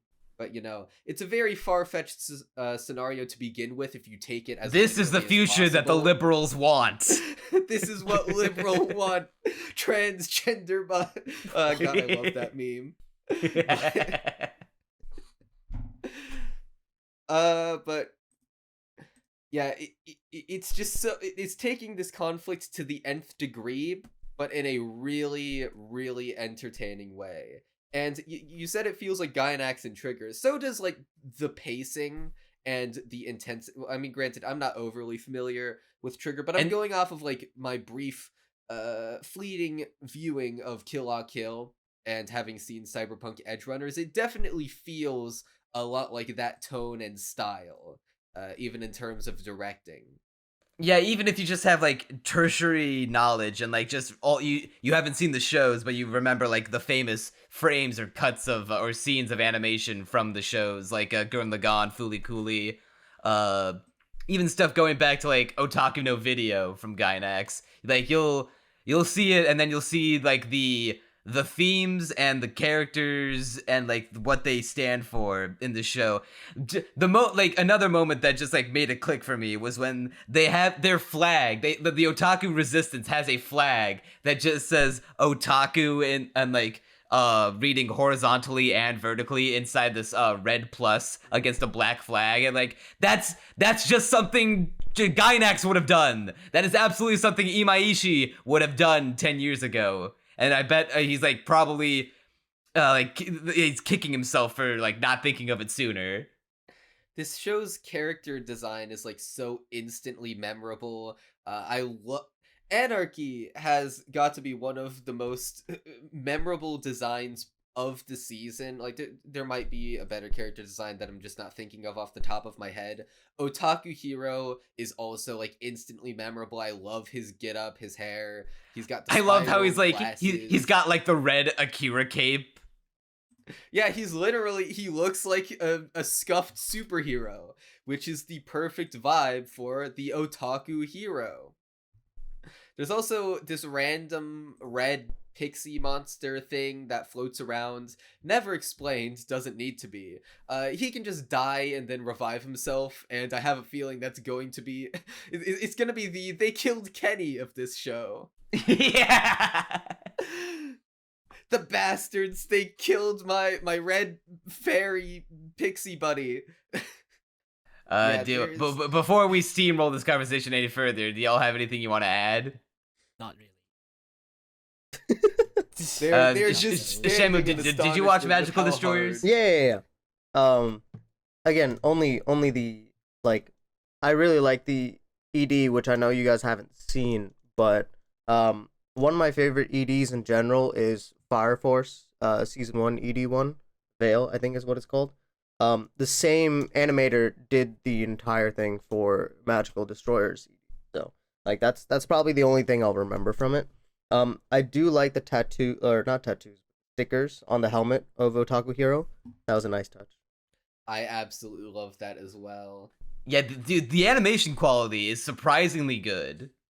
It's like it's shockingly. It's like very stylish. Once again, very obviously Gainax inspired with all of the like the when Anarchy is like twirling her like staff, you see instead of it being like a fan effect, you can see almost like a starburst effect of it protruding in different directions as she's spinning it.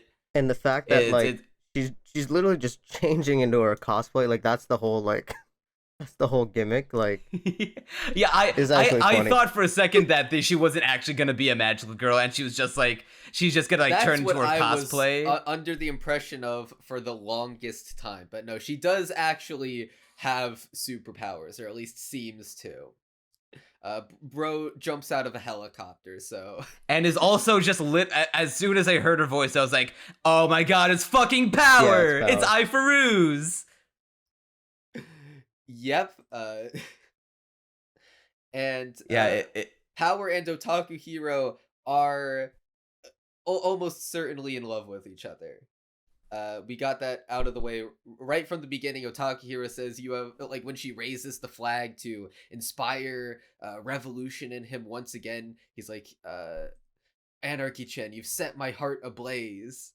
And she like she grabs a noodle out of his bowl, thinking that it's the one that he's eating, so that when they get to the end of the noodle, they'll kiss.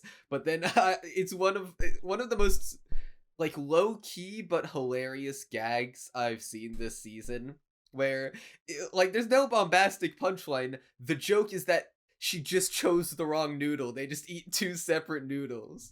and she's like, "Jesus so Christ, you almost lovely. got me pregnant." Yeah, that line as well. And it's like she seems to be like almost like Chuni LARPing as an anime character, being the otaku that she is. At least that's how I read into it, where it's like I read into that first, but now it turns out now she's just like that. well, she also is just a magical girl. Yeah, I mean that leans into it, but I mean there is a bit of it that's a part of that makes it more entertaining, especially when it's compounded upon the reveal that the magical girl that got captured as part of her crew, Blue, that the whole point of the episode is that they try to save, that way they can, you know, gain another magical girl on their side so they can fight back against the government.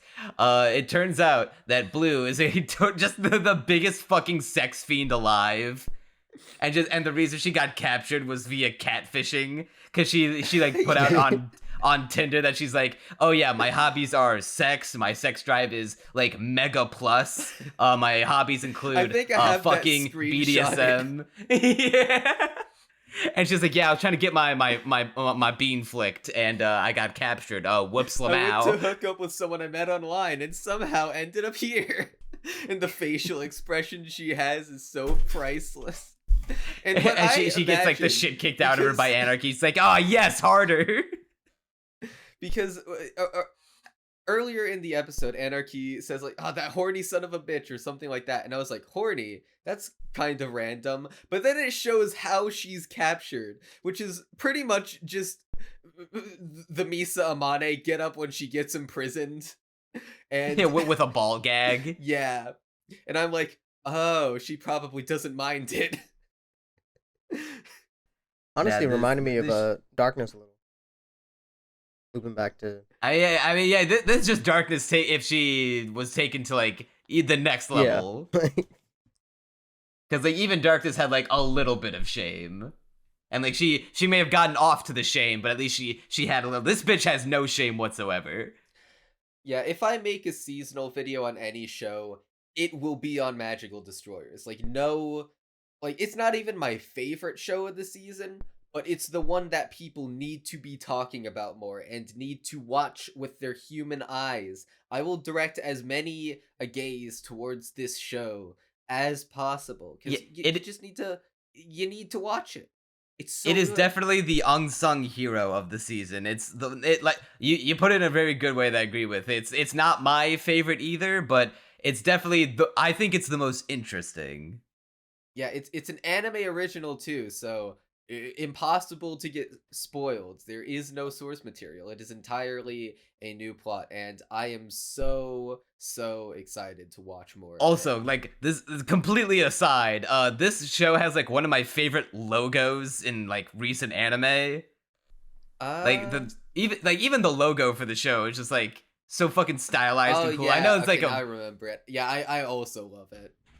It's like this. It's ultimately a nothing point, but I just think it's really fucking cool. Yeah, and like what you were saying about the animation quality, it does have really good animation quality, but it isn't even always smooth. It's that the show is so stylish and is so loose with its logic to where it can just have a billion grunts with the same weird cat emoticon face. That's what Guy Next to Trigger do. That's what happens in Kill la Kill. All of like the grunts are like the same bowl cut, you can't see their eyes, hentai protagonist student characters. Yeah, and it can only get away with that, even though it is clearly like it allows for animation shortcuts because you can just copy paste it. At the same time, it totally, like, you can buy into it because of how loose the logic is and how absolutely balls to the walls insane this show is. It's chef's kiss perfect. Yeah, I love it, and I'm definitely going to be continuing it. Shamu and RedJoker have no idea how to even. They're missing out on peak conversation. I only watched one more episode to see the ED, and I'm like, alright, I've seen enough. I'm tapping out. But much prop to you guys. Like, is this just a show that doesn't connect with most people? I feel like, yeah. And then Cafe Terrace and its goddesses is just so generic that people new to anime will immediately updude it. Yeah, I feel like there's a big like filter / barrier of entry. Like, Yeah, this absolutely cannot be you cannot recommend this as like someone's like gateway anime, but this is only the kind of anime you can watch when you are an anime fan. Yeah. Like I feel like Do you a know casual the trauma anime the person, characters have endured? like Oh, a go ahead. casual anime person probably doesn't even know what an otaku is. You know, and without I having that mean, context, that's one like, of the first Japanese phrases I picked up on while watching anime. Well, yeah, that's because you got into anime through Japanese phrases because it's common in anime. It's like if you Yeah. were to learn the Japanese language completely separate from anime, you would not hear the word otaku for probably quite some time. That would be very far down the chain of command. But yeah, you do have to be an otaku to get the otaku persecution that the show is talking about. And, Question. you know, to understand the otaku solidarity. Does anybody here own a body pillow? I do. No, I have a little more self-respect than I that. do. Wait, okay. Although I will say though I like the prospect of like having a like just a normal body pillow, but not like No, one not a with a waifu design body on pillow. it. Not Yeah. That's what I meant. not with an anime girl on it. That like I like the idea of just like clutching a pillow the size of my body. Just 'cause I think that would make sleeping easier. Mhm. I think that'd be uncomfortable, but hey, you do you. No, I take a weighted blanket to bed every night, and now I can't go without it. I've been my third eye has been opened to the weighted blanket. It's life changing, especially like I do not have a weighted blanket. I don't either. Do I need to get on the weighted blanket once train? you get on, won't ever go off. Yeah, you'll be like, how did I ever manage to sleep without like this sensation upon my body? Well, I guess well, since we're talking about it's- weighted blankets at this point, we've run out of things to talk Yeah, this podcast in particular has gone on a little long, but thankfully these last 4 shows I think we can just kind of blaze through because I don't think these are all that special. Yeah. What are Too you Cute talking Crisis. about? Kawaii Sugi Crisis is the dark horse of the season, absolute masterpiece, banger. Oshi no Ko quivers. Yeah, they're Bro, cats. what are you talking You can't about? beat cats Dogs. and dogs. Checkmate. All right, listen. I am a cat person, so theoretically, I am the target audience of this show. Except I'm not, because I don't watch cute cat videos online all day, and I do not want to directly inject the essence of that came off weird. Hold on. wait. Wait, I meant Crunchy, you cute can essence. you can instead of watching here's something better than just watching cat videos online. You are watching a cute anime girl make cute anime girl noises in reaction to cute cats. But it doesn't have the production values for it. It honestly It pissed me off. doesn't, but You think the it pissed you, You think off. the- Oh, you think the okay. people who record their cats with their iPhone has production value? Yeah, but at No, least that's a real cat. If you're gonna make a fictional cat, you need to make it look the part, look good. And if the appeal is to have a cute anime girl petting the cute cat, you also need production values and any animation whatsoever that isn't a slowly panning still frame. I mean, yeah, I'm not defending. It's just saying. I'm not defending the show. I got bored of it too. It by the end of the first episode I was like, okay, I get it. Like it's going to be the same joke Yeah, over and over yeah. and I felt that way like 10 minutes in, into yeah. it. the only reason I stuck around was because it was admittedly a little endearing to see, even though the production values were not good. It was endearing to see her reactions, and the voice actor was doing a pretty decent job of selling how just over the moon she is about these animals, and how she's gonna fucking have a heart attack if she suffers their presence any longer. I feel like this would work way better as a short series. Mhm. If, I if, like, agree. if the episodes were like 3 minutes at a I time. agree. Well, 5 to 10, I'd say, because I actually thought No, 10 is too long. Really? Like 3 to 5. I thought it was really cute. 3 to 5. Up to like maybe the As I get my weekly fix. Like yeah, that I think that'd be perfect. I mean, normally cat videos are like literally a couple minutes long. So, I mean, how long are we expected to pay attention to just cats and cute animals? Like, that's really, as far as I can tell, the appeal of the show. That doesn't last 4 hours spread out over the course of 12 weeks. Every single Japanese I- girl who endlessly watches cat videos would like to have a word with you. I will say I the don't best get that. I don't the either, best but moment that in this exists. episode. The best moment in this episode is when they find a stray cat who's been left out in the rain in a box by your douchebag pet owners that didn't want it anymore, and then the alien girl just calls down a laser orbital strike to destroy them. Yes. I did a lot of skipping around throughout this episode, but I did see that, and I did think that was based. Yeah, but I cannot see myself like subjecting myself to 24 minutes of this every week for 12 weeks, or even like the idea of binging this show is like I would feel exhausted. My brain would become a kneaded eraser by the end of it. Thing is, I mean, yeah, there's nothing to pay attention to other than cats.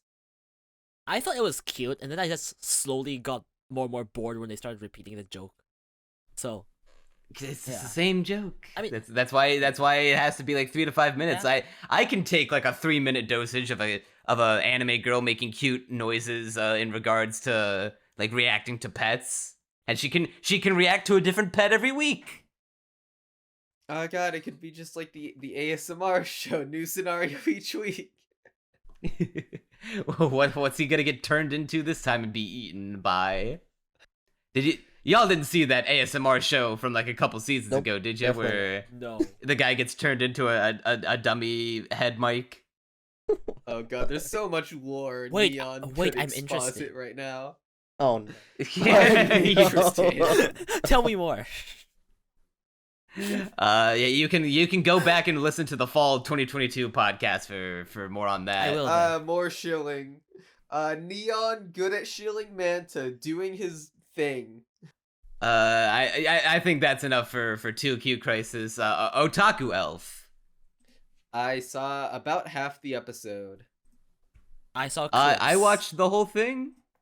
It was decent. It was a It's- show it's- of all time. Yeah. It's not bad, but Yeah, while I was it's watching it, it was like there's not a whole lot that I felt like I could latch on to. I mean, sure, Otaku Elf, that's a pretty funny concept. that is I'd be like down for that. someone made that premise for me. They made a blonde elf girl otaku. Like you could not you cannot engineer a more perfect girl for Neon Mantas. I mean, yeah, it's a good idea for a character. It's just that half the episode went by, and I was like, I don't really feel endeared to it. I mean, beyond the surface level premise, I was just like, well, it's not particularly funny. I didn't laugh at all that I recall. So I was just like, well, to be fair, not laughing at all isn't going to get in the way of RedJoker, so maybe he's all over this show. But to me, I was like, well, I'm not laughing. I never laughed. The Otaku Elf is...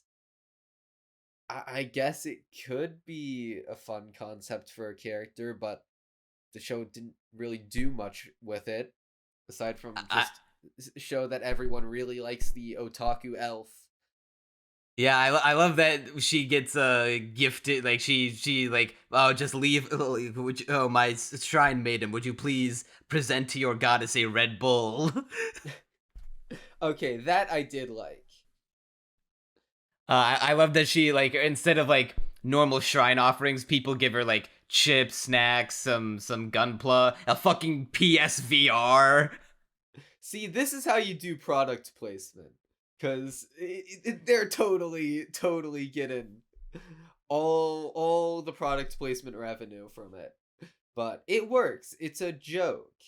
You know, kind of like the Dr. Pepper from Steins Gate.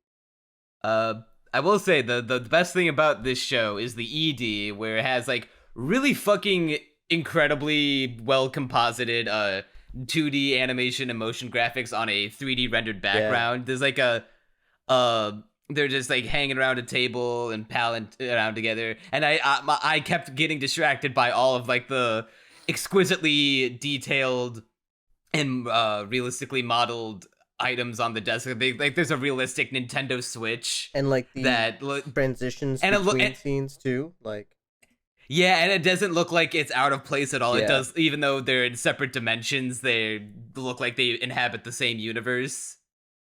That was the most impressive thing about this show.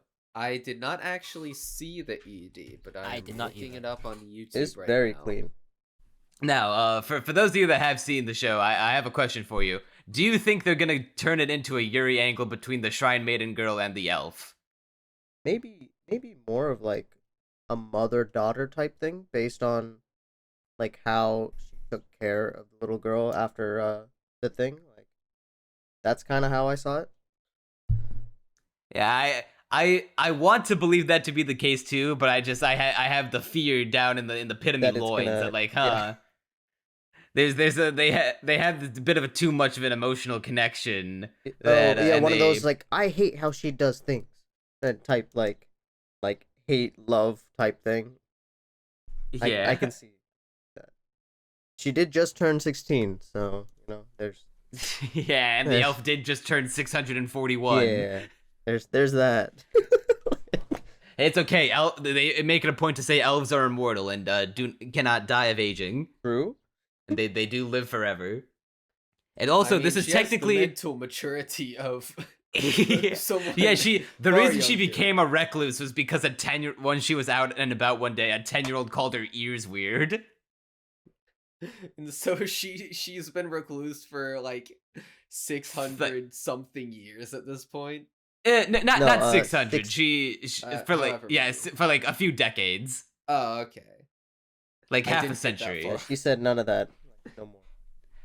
Also, this is technically a reverse isekai because the elf isn't exactly a goddess. She was just summoned from her world into the real world. I heard isekai. And just and it's a reverse isekai.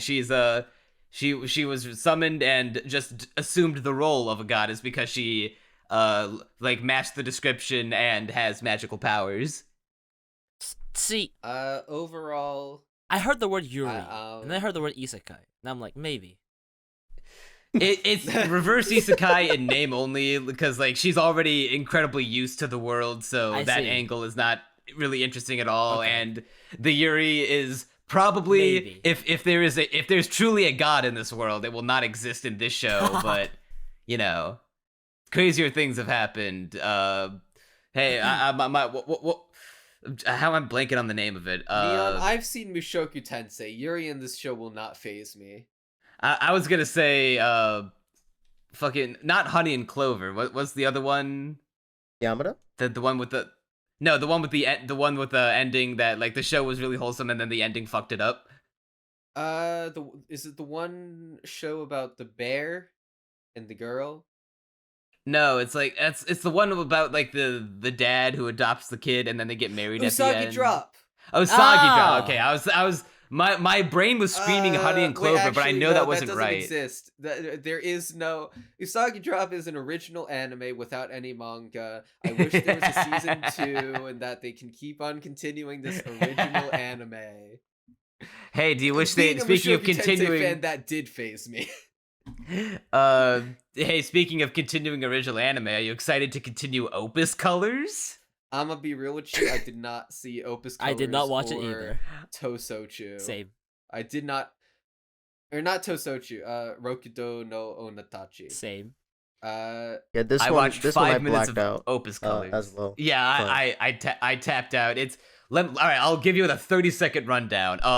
In the future, Google Glass has finally gone crazy, and people are making AR artwork with it. And so now these boys are going to this pretty boys school to learn how to do AR art because girls are stinky and they're no good at art. So obviously there has to be an all boys school for this kind of thing. That's the show. There's probably some gay shit. Probably. That's it. I see. Is It just also Fujo doesn't look baiting? good. Yes.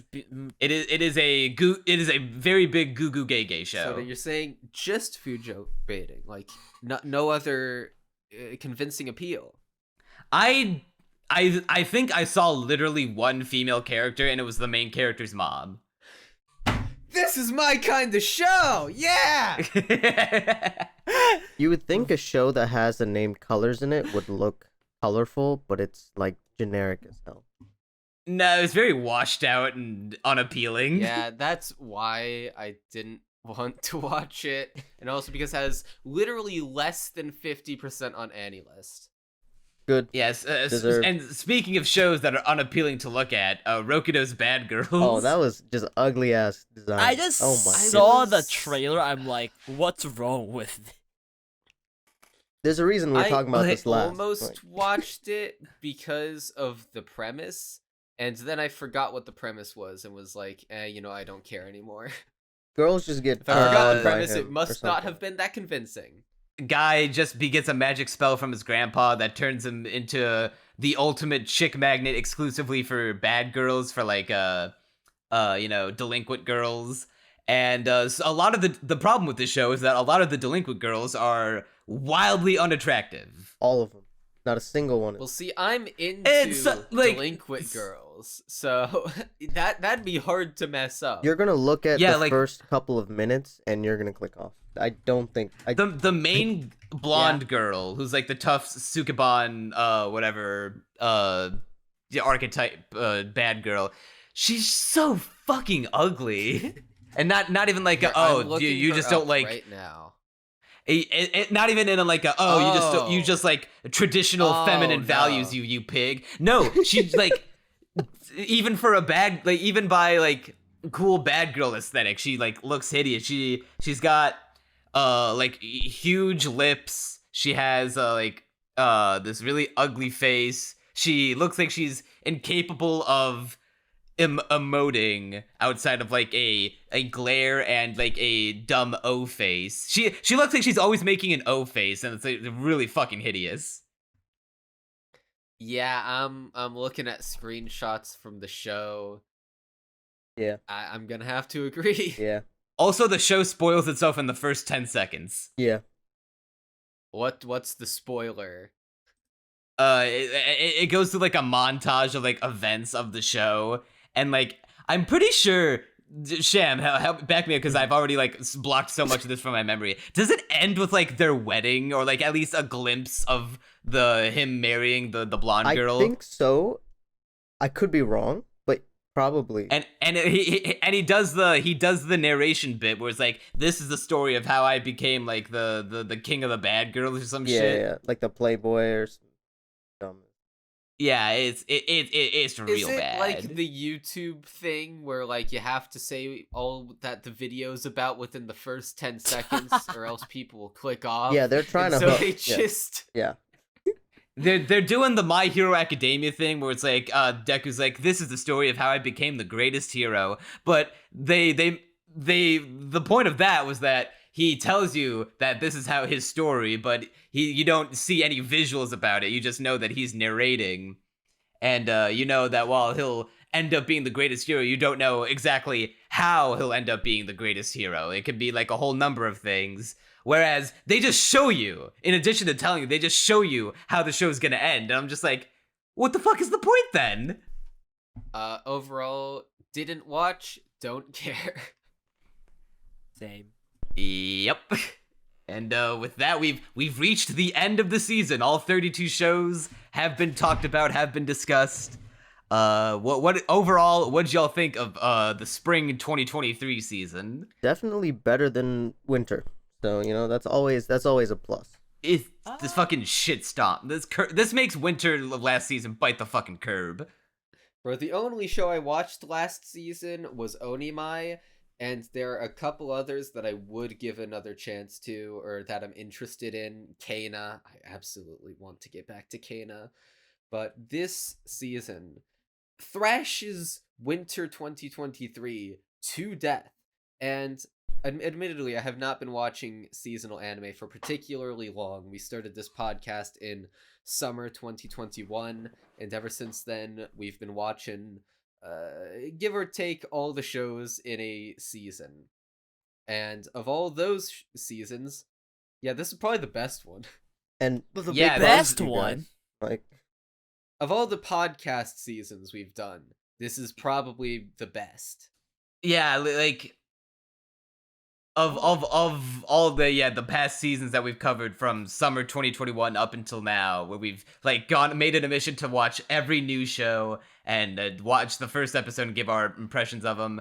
This definitely has like the biggest spread of shows being that are ones that I would not only see myself continuing, but to the point where now we might have to pick and choose what we make podcast series out of, and which ones we have to maybe begrudgingly leave on the cutting room floor just because we don't have the time. Yeah, like we could easily make a podcast about so many of these shows. Mashle, Insomniacs would be kind of spread thin, but Heavenly Delusion, Magical Destroyers, even Skip and Loafer probably has something in it that we could talk about on a week, or not weekly, but for 2 separate podcasts. Oshi no Ko and Jigokuraku are inevitable. There are a lot of shows that we could talk about. But at the end of the day, we can only choose at most 3, which is sad. Whereas last season, we didn't choose any. Because there wasn't a single one worth covering. Well, Kana. I'm still standing by Kana. Well, okay, didn't a watch single that one one. not worth covering. That was also popular enough to justify a small channel like Yeah. us covering it. I Kana will would've give you gotten guys negative views. big props. View vortex from imploding in on itself. Shama was saying something. I give you guys big props for watching all these shows. I mean, like, I'm not built for this. Like, this is like reinforced. Like, like my initial picks of what I think are going to be good are good, and I'm gonna stick to that. Yeah, we cover everything not out of because we think everything has the possibility to be good. We do it just so we can be like, hey, we covered literally everything, so we know our shit. Mhm. Yeah, So now we can be pretentious. Yeah. I agree. I usually watch about 15-ish shows per season, which is still a lot.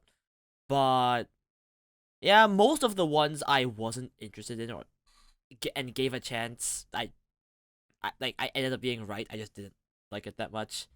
So yeah, props to you guys for watching everything. It's hard. Like some of these shows, I will some of say- these shows I had to force myself through. I will say, Block 1, because Neon put all the isekai in one segment, kind of thankfully, in order to just get them over with as quickly as possible. I like Rip the the band-aid isekai. off. Yeah. Well, you're insane. That has been Those well ones documented were throughout the past insufferable. 5 hours of podcast content. Yeah, overall, good season aside from the isekai and some of the other insufferable shows. We'll get into them because we also do our top 3 worst. So let's get into it. Top Hey, 3 best, who- top 3 worst. Who's going Yeah, first? So we each go. Let's start with the bottom 3 worst ones. Who wants to take it first? Wait, I have to think this through. Well, I shouldn't choose anything I Yeah. haven't watched, right? Probably. Yeah.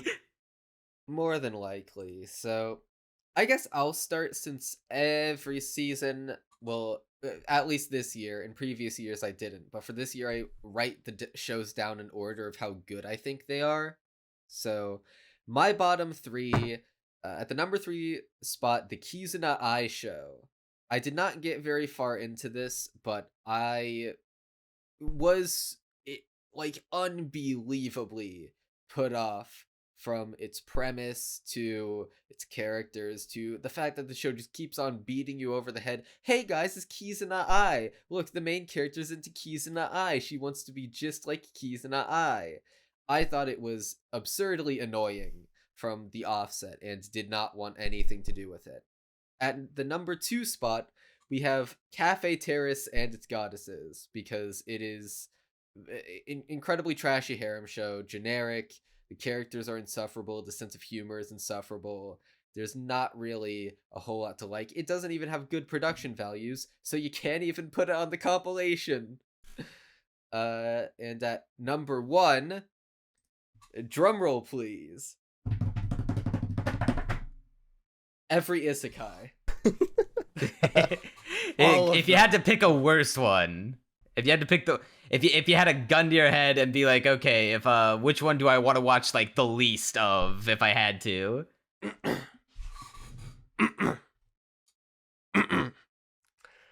I got a cheat skill in another world and became unrivaled in the real world too, because that is one Wasn't of the that two bad. that I watched, and I loathed it. It is awful. At least Kamikatsu, which is the other one I skipped through, that one had like ideas. I could see myself not committing suicide if I watched it. I got a cheat skill in another world. Oof. I don't know if I'd make it, guys. Sham, do you have your bottom 3? Probably gonna be Great Mission. Number 2 would be Opus.COLORs. And number 1 is going to be Too Cute Crisis. Yeah, you hated it that much? Yeah, dude, I could you not. It pissed me off. Like, I was like suffering while watching. I was just like, cats are actually cute. You're making them not cute at all. But I feel like that's To be more fair, of like a I do production have thing. Kawaisugi Crisis very low on my list, but not in my bottom 3. I mean, all the isekai I've blanked out, so like, Doesn't even remember them Yeah. enough to put them on the yeah, list. like, Joker, have you cooked up your 3 yet? Or do you want me to go? You go first. I'm deciding between 4 of these. We're Okay, letting them cook. so third worst would be Opus.COLORs, just because it's generic Goo Gay Gay show that just doesn't look great, and I tapped out after 5 minutes. Second worst, I would give it to this a bit of a strange pick, a Marginal Service, if only because of how thoroughly it dashed any hope that I had of it being Okay, that's good or that's a or weird like one. continuing it. Just it had the most wasted premise. And that upsets me. Fair enough, I guess. Although I disagree. And yeah, there are arguably worse shows on like throughout the season, but of the ones that like I was like, oh yeah, I'm kind of getting into. Oh, I'm not gonna watch this anymore. Like you've betrayed my soul, my trust. Marginal Services up there on that list, and then the worst one, I can only limit myself to one of the isekai, and I also chose Cheat Skill because the direction was fucking horrendous, and the show is like comedically over the top with how just beaten down and punished the main character is. This is why I always say it was such a good idea for Sangatsu no Lion to save Rei's backstory for episodes 5 and 6. Because if you just hammer a viewer with it all in one go, well, there you go. Here's an example of how it comes off. fair. Alright, Joker, have you got yours yet? I have, and you guys will despise me. That's okay. Oh no. Alright, let's hear it. Third is probably Mahou Shoujo Magical Destroyers. I knew it was I gonna knew be a so. bottom 3, and I knew I was gonna hate you for it. I rarely don't get through the first episode. Like, I rarely don't get through shows. I did not get through this one. That makes no sense. Second is my probably Mashle. Oh, So are you if you are you trying to make an enemy out of Crunchy? I will say he's buying wait, the plane wait, ticket, wait. right? I will I say feel this like right I've been now. fatally shot in the head twice in a row. Wait, I will say this right now. I would rather watch every single isekai on this list and the Kizuna Ai anime over Mashle. Sorry, yeah, what? Crunchy is currently looking up plane ticket prices to Japan right now, so he can beat the shit out of you. I just didn't Bro, find I'm it gonna funny. be scrolling so I many just anime thought it girl was with gun stupid. gifts in my near future and sending them all in your DMs.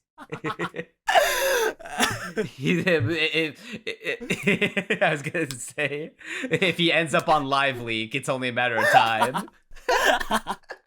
I will say, my list would probably be completely different if I'd actually finished the shows I didn't watch. Because I'd probably hate those more. Like Opus colors and stuff. But out of the ones I did watch, yes. What's your worst Probably be on one mine then? If I watched it. Probably Too Cute Crisis, because I usually actually really like cute, comfy shows. But like, this is probably one of the only times I've been bored by a cute, comfy show. Damn, we got two bona fide Too Cute Crisis haters. Wacky. And also, Gotta make better shows. And also, I'm like, I'm not a cat or dog person in the first place. I'm not really a pet person in the first place, so it didn't even have that initial I'm a hook to huge me. cat person, so maybe that elevated it ever so slightly because I could get where the main character was coming from. I prefer dogs to cats, but I have someone who's had both. I do like them. All right, well, Crunch, why don't you go ahead and hit us with your top shows. 3? All right, so RedJoker is going to be in astonishment. So at my number 3 pick for the best shows, I would pick Mahou Shoujo Magical Destroyers. I absolutely love its personality. It has amazing theming right off the bat that I am so interested to see how it tackles, and the way it's going to tackle it seems to be immediately up my alley. It is so hyperactive and off the walls. It is chef's kiss. At number 2, we have Mashle. Mashle is absolutely hilarious. The main character is immediately endearing, and I just love the scenario. It is infinitely entertaining, and episode 4 came out as we're recording this, so I'm going to be watching that as soon as I have free time. And number 1, we all know what number 1 is going to be on all our lists. I feel like we all have the same number 1. Dangers in My Heart. That's Oshinoko. Nah, Oshinoko fucking slaps. We all have Oshinoko as a number 1 pick. I'm sure we can just spoil it, unless someone actually doesn't, and then I'll look stupid. I don't. No, it's I'll agree with you though. It is my number 1 as well. Granted, I think you and I, Crunchy, have to put forward the asterisk that it's probably number 1 because it has 4 episodes worth of an impression I watched to make. 3 episodes of Mashle, so it kind of evens out. Oh yeah, I guess you have the authority there, but it also helps that the production's insane. The story is like fucking batshit crazy with the amount of concepts it has going. Pulls through, but yeah. Admittedly, here's a weird bit though. Of the shows I am most excited to watch, I would choose Mashle and Mahou Shoujo Magical Destroyers, because they're like the shows that are so easy to put on. There's no like super complicated plot or, you know, like heavy tone and atmosphere. I could put on Mashle in any mood and just be addicted to it. So those are, you know, I could put off Oshinoko for a while and be completely content just knowing in my head that it's gonna be a masterpiece and that I can, you know, play it when the mood at strikes. Whatever point in the future, when I feel the urge, like I did with Tomazaki or something like that. Mashle and Mahou Shoujo Magical Destroyers are things that I actively want to push, because I know that, you know, everyone's gonna watch Oshinoko regardless. Not everyone is going to watch Mashle and Mahou Shoujo Magical Destroyers, and so I need to keep up to date and shill them as much as possible. So that's my rationale for keeping up with those as quickly as possible. All right, Sham, you got your top 3 ready? Yeah. All right. Number 3 was actually Yamada-kun. Oh, whoa. Yeah. I did not. You liked it that much, eh?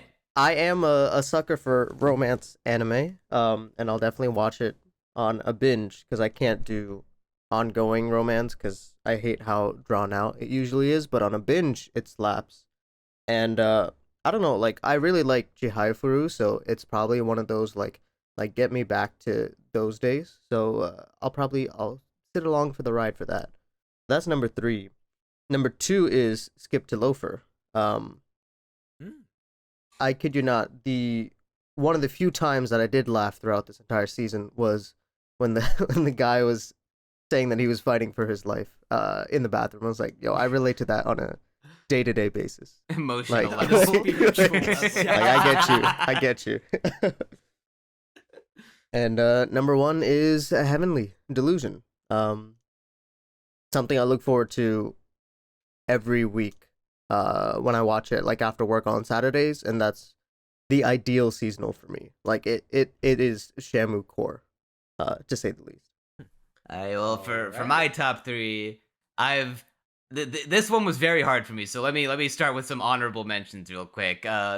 Big shout outs to Jigokuraku, Heavenly Delusion, Legendary Hero is Dead, and Magical Destroyers. Magical Destroyers was close to cracking the top three, but I had to. It was a toss up between it and Mashle, and the only reason that I'm giving it to Mashle instead of Magical Destroyers is that even though I am more interested in Magical Destroyers than Mashle, there is the tiny part of my soul that is holding out a slight bit of a cynicism for Magical Destroyers that maybe it gets stale or maybe it will lose steam faster than Mashle could.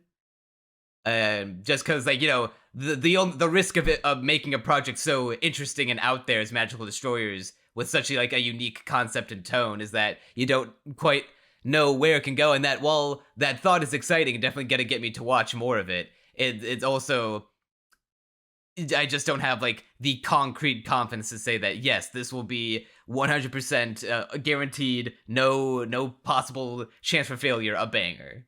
But we will know whether or not it's a banger when I make my inevitable review on it. Yeah, I'm looking forward to it.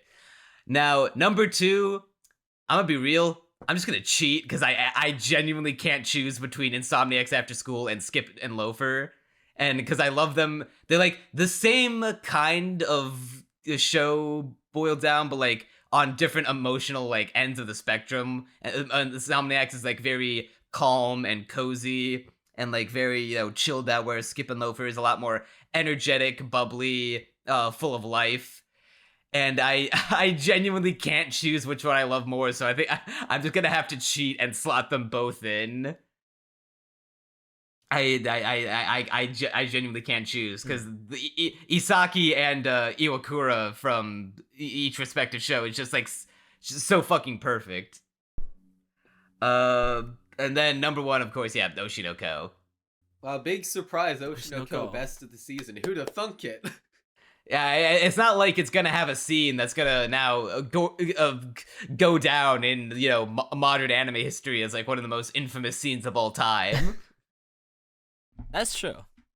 Yeah, you don't just accidentally build up that level of popularity and acclaim, especially in the face of a show that should have probably had an iron grip on it, like Jigokuraku. That takes some skill and talent. For sure. Mm-hmm. Akasaka is in fact the GOAT. And how about you, Joker? Alright. Third favorite is probably Dead Mount Death Play. I was hyped as fuck by the fight. But I've never had this moment in episode 1. Well, I haven't Oshinoko, but that moment when they just revealed the guy who got isekai'd was the corpse god and not the main character. I'm like, what the fuck? You can do that? Just genuine surprise. That got me. That was a really good got me clip. hyped. Second favorite is Oshinoko. Only Not first? Oh, number only 2. Oh. because I think it would have been number 1 if I wasn't a manga reader. But because I knew it was gonna happen, I think I was at least less shocked than I would have been. Because when I first read the manga and they got to that scene, I just stared at the page for 10 minutes. I'm like, what? You can do that? But yeah, since I knew what was gonna happen, I'd say number 2 only because I have one show I'm so hyped for is Heavenly Delusion. Okay, Just- thank God there were no isekai on it. I mean, wait. I was so I mean, frightened. Dead Mount Death Hey, Play. it's not Well, too technically, late. Dead Mount. Technically- Heavenly Delusion could be Technically, yeah, Dead could Mount Death be Play is a last minute isekai. Technically, Dead Mount Oh, Death also, Play yeah, that is also true. That is also technically true. Yeah, but Dead Mount Deathplay isn't a generic one. True. Let's put it that way. Heavenly Delusion is the only show where when episode 1 finished and they just rolled the credits with the black, just black background, white credits roll, I was just clapping. I'm like, oh my god, I felt something special. Hey, let me know your thoughts as you continue. Alright. Not just Red Joker, but all of you. I'm probably gonna. Damn. This is probably the one thing I'm gonna do right after this podcast ends. I cannot wait to continue. Poor Jigoku Raku didn't make it onto any of our top 3 lists. It would have Once been once number again, one beaten the in fuck a out. worse season, but Number Yeah, if this came out compete last with season, Mashle. it would have been number 1. number z. Well, you're Onimai pilled, so yeah, you would put Onimai at number 1, but I would have put Jigoku Raku in.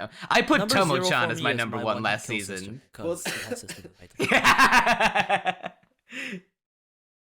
it. Yeah, actually, all the other anime are dog shit. My one-hit kill sister Yeah. is peak. Beats I Oshinoko. feel like compared to last season, the only one I remember is Stampede. So I'm sure Jigoku would climb up those ranks. I've Probably never been a be- shonen fan that much in the first place, so I don't think it climbed up that. But shonen's that thing where I just watch it, be entertained, and don't. Then for me, Well, yeah, that's because you don't think. I like it but don't love it. And And with with that, that- I guess that brings us to the end of the spring 2023 seasonal podcast, where you watch every anime in the season. If you liked the video, like the video. Oh yeah, go on down to the description, like the video, subscribe to the channel, leave a comment telling us your thoughts on the season. Sham and Joker, where can they find you? You can find me on any social media with my username. Joker, it's your turn. My audio is cutting. You can chill your shit now. You guys are cutting. Oh no. Uh-oh. Say something. Hi. Hello. All right. This. Red Joker's Workable. channel has been You terminated. can find me at RedJoker on YouTube. And I don't remember my Twitter. It's probably on my I think channel, it's but you don't really have to follow me because all I 0808. do is like and retweet fan art and hentai. So Okay, You don't- I'll you- unfollow you then. you don't have to. Okay, well now I'm twice as compelled to follow. Oh you. my. Yeah, that'll I think will finally bring us to an end of this episode of the Castaway Anime podcast. Sham, Joker, big thanks for coming on. No we problem. really appreciate it. Of course. Thank you for having us. Yeah, be sure to Thank you for check out all their yeah, we really appreciate it. Be sure to check out all their content in the description. That'll do it for this episode of Castaway Anime. I'm Neon Manta. And I'm Kulanchi Bagaru. Okay, Jesus Christ. And you'll see us next time.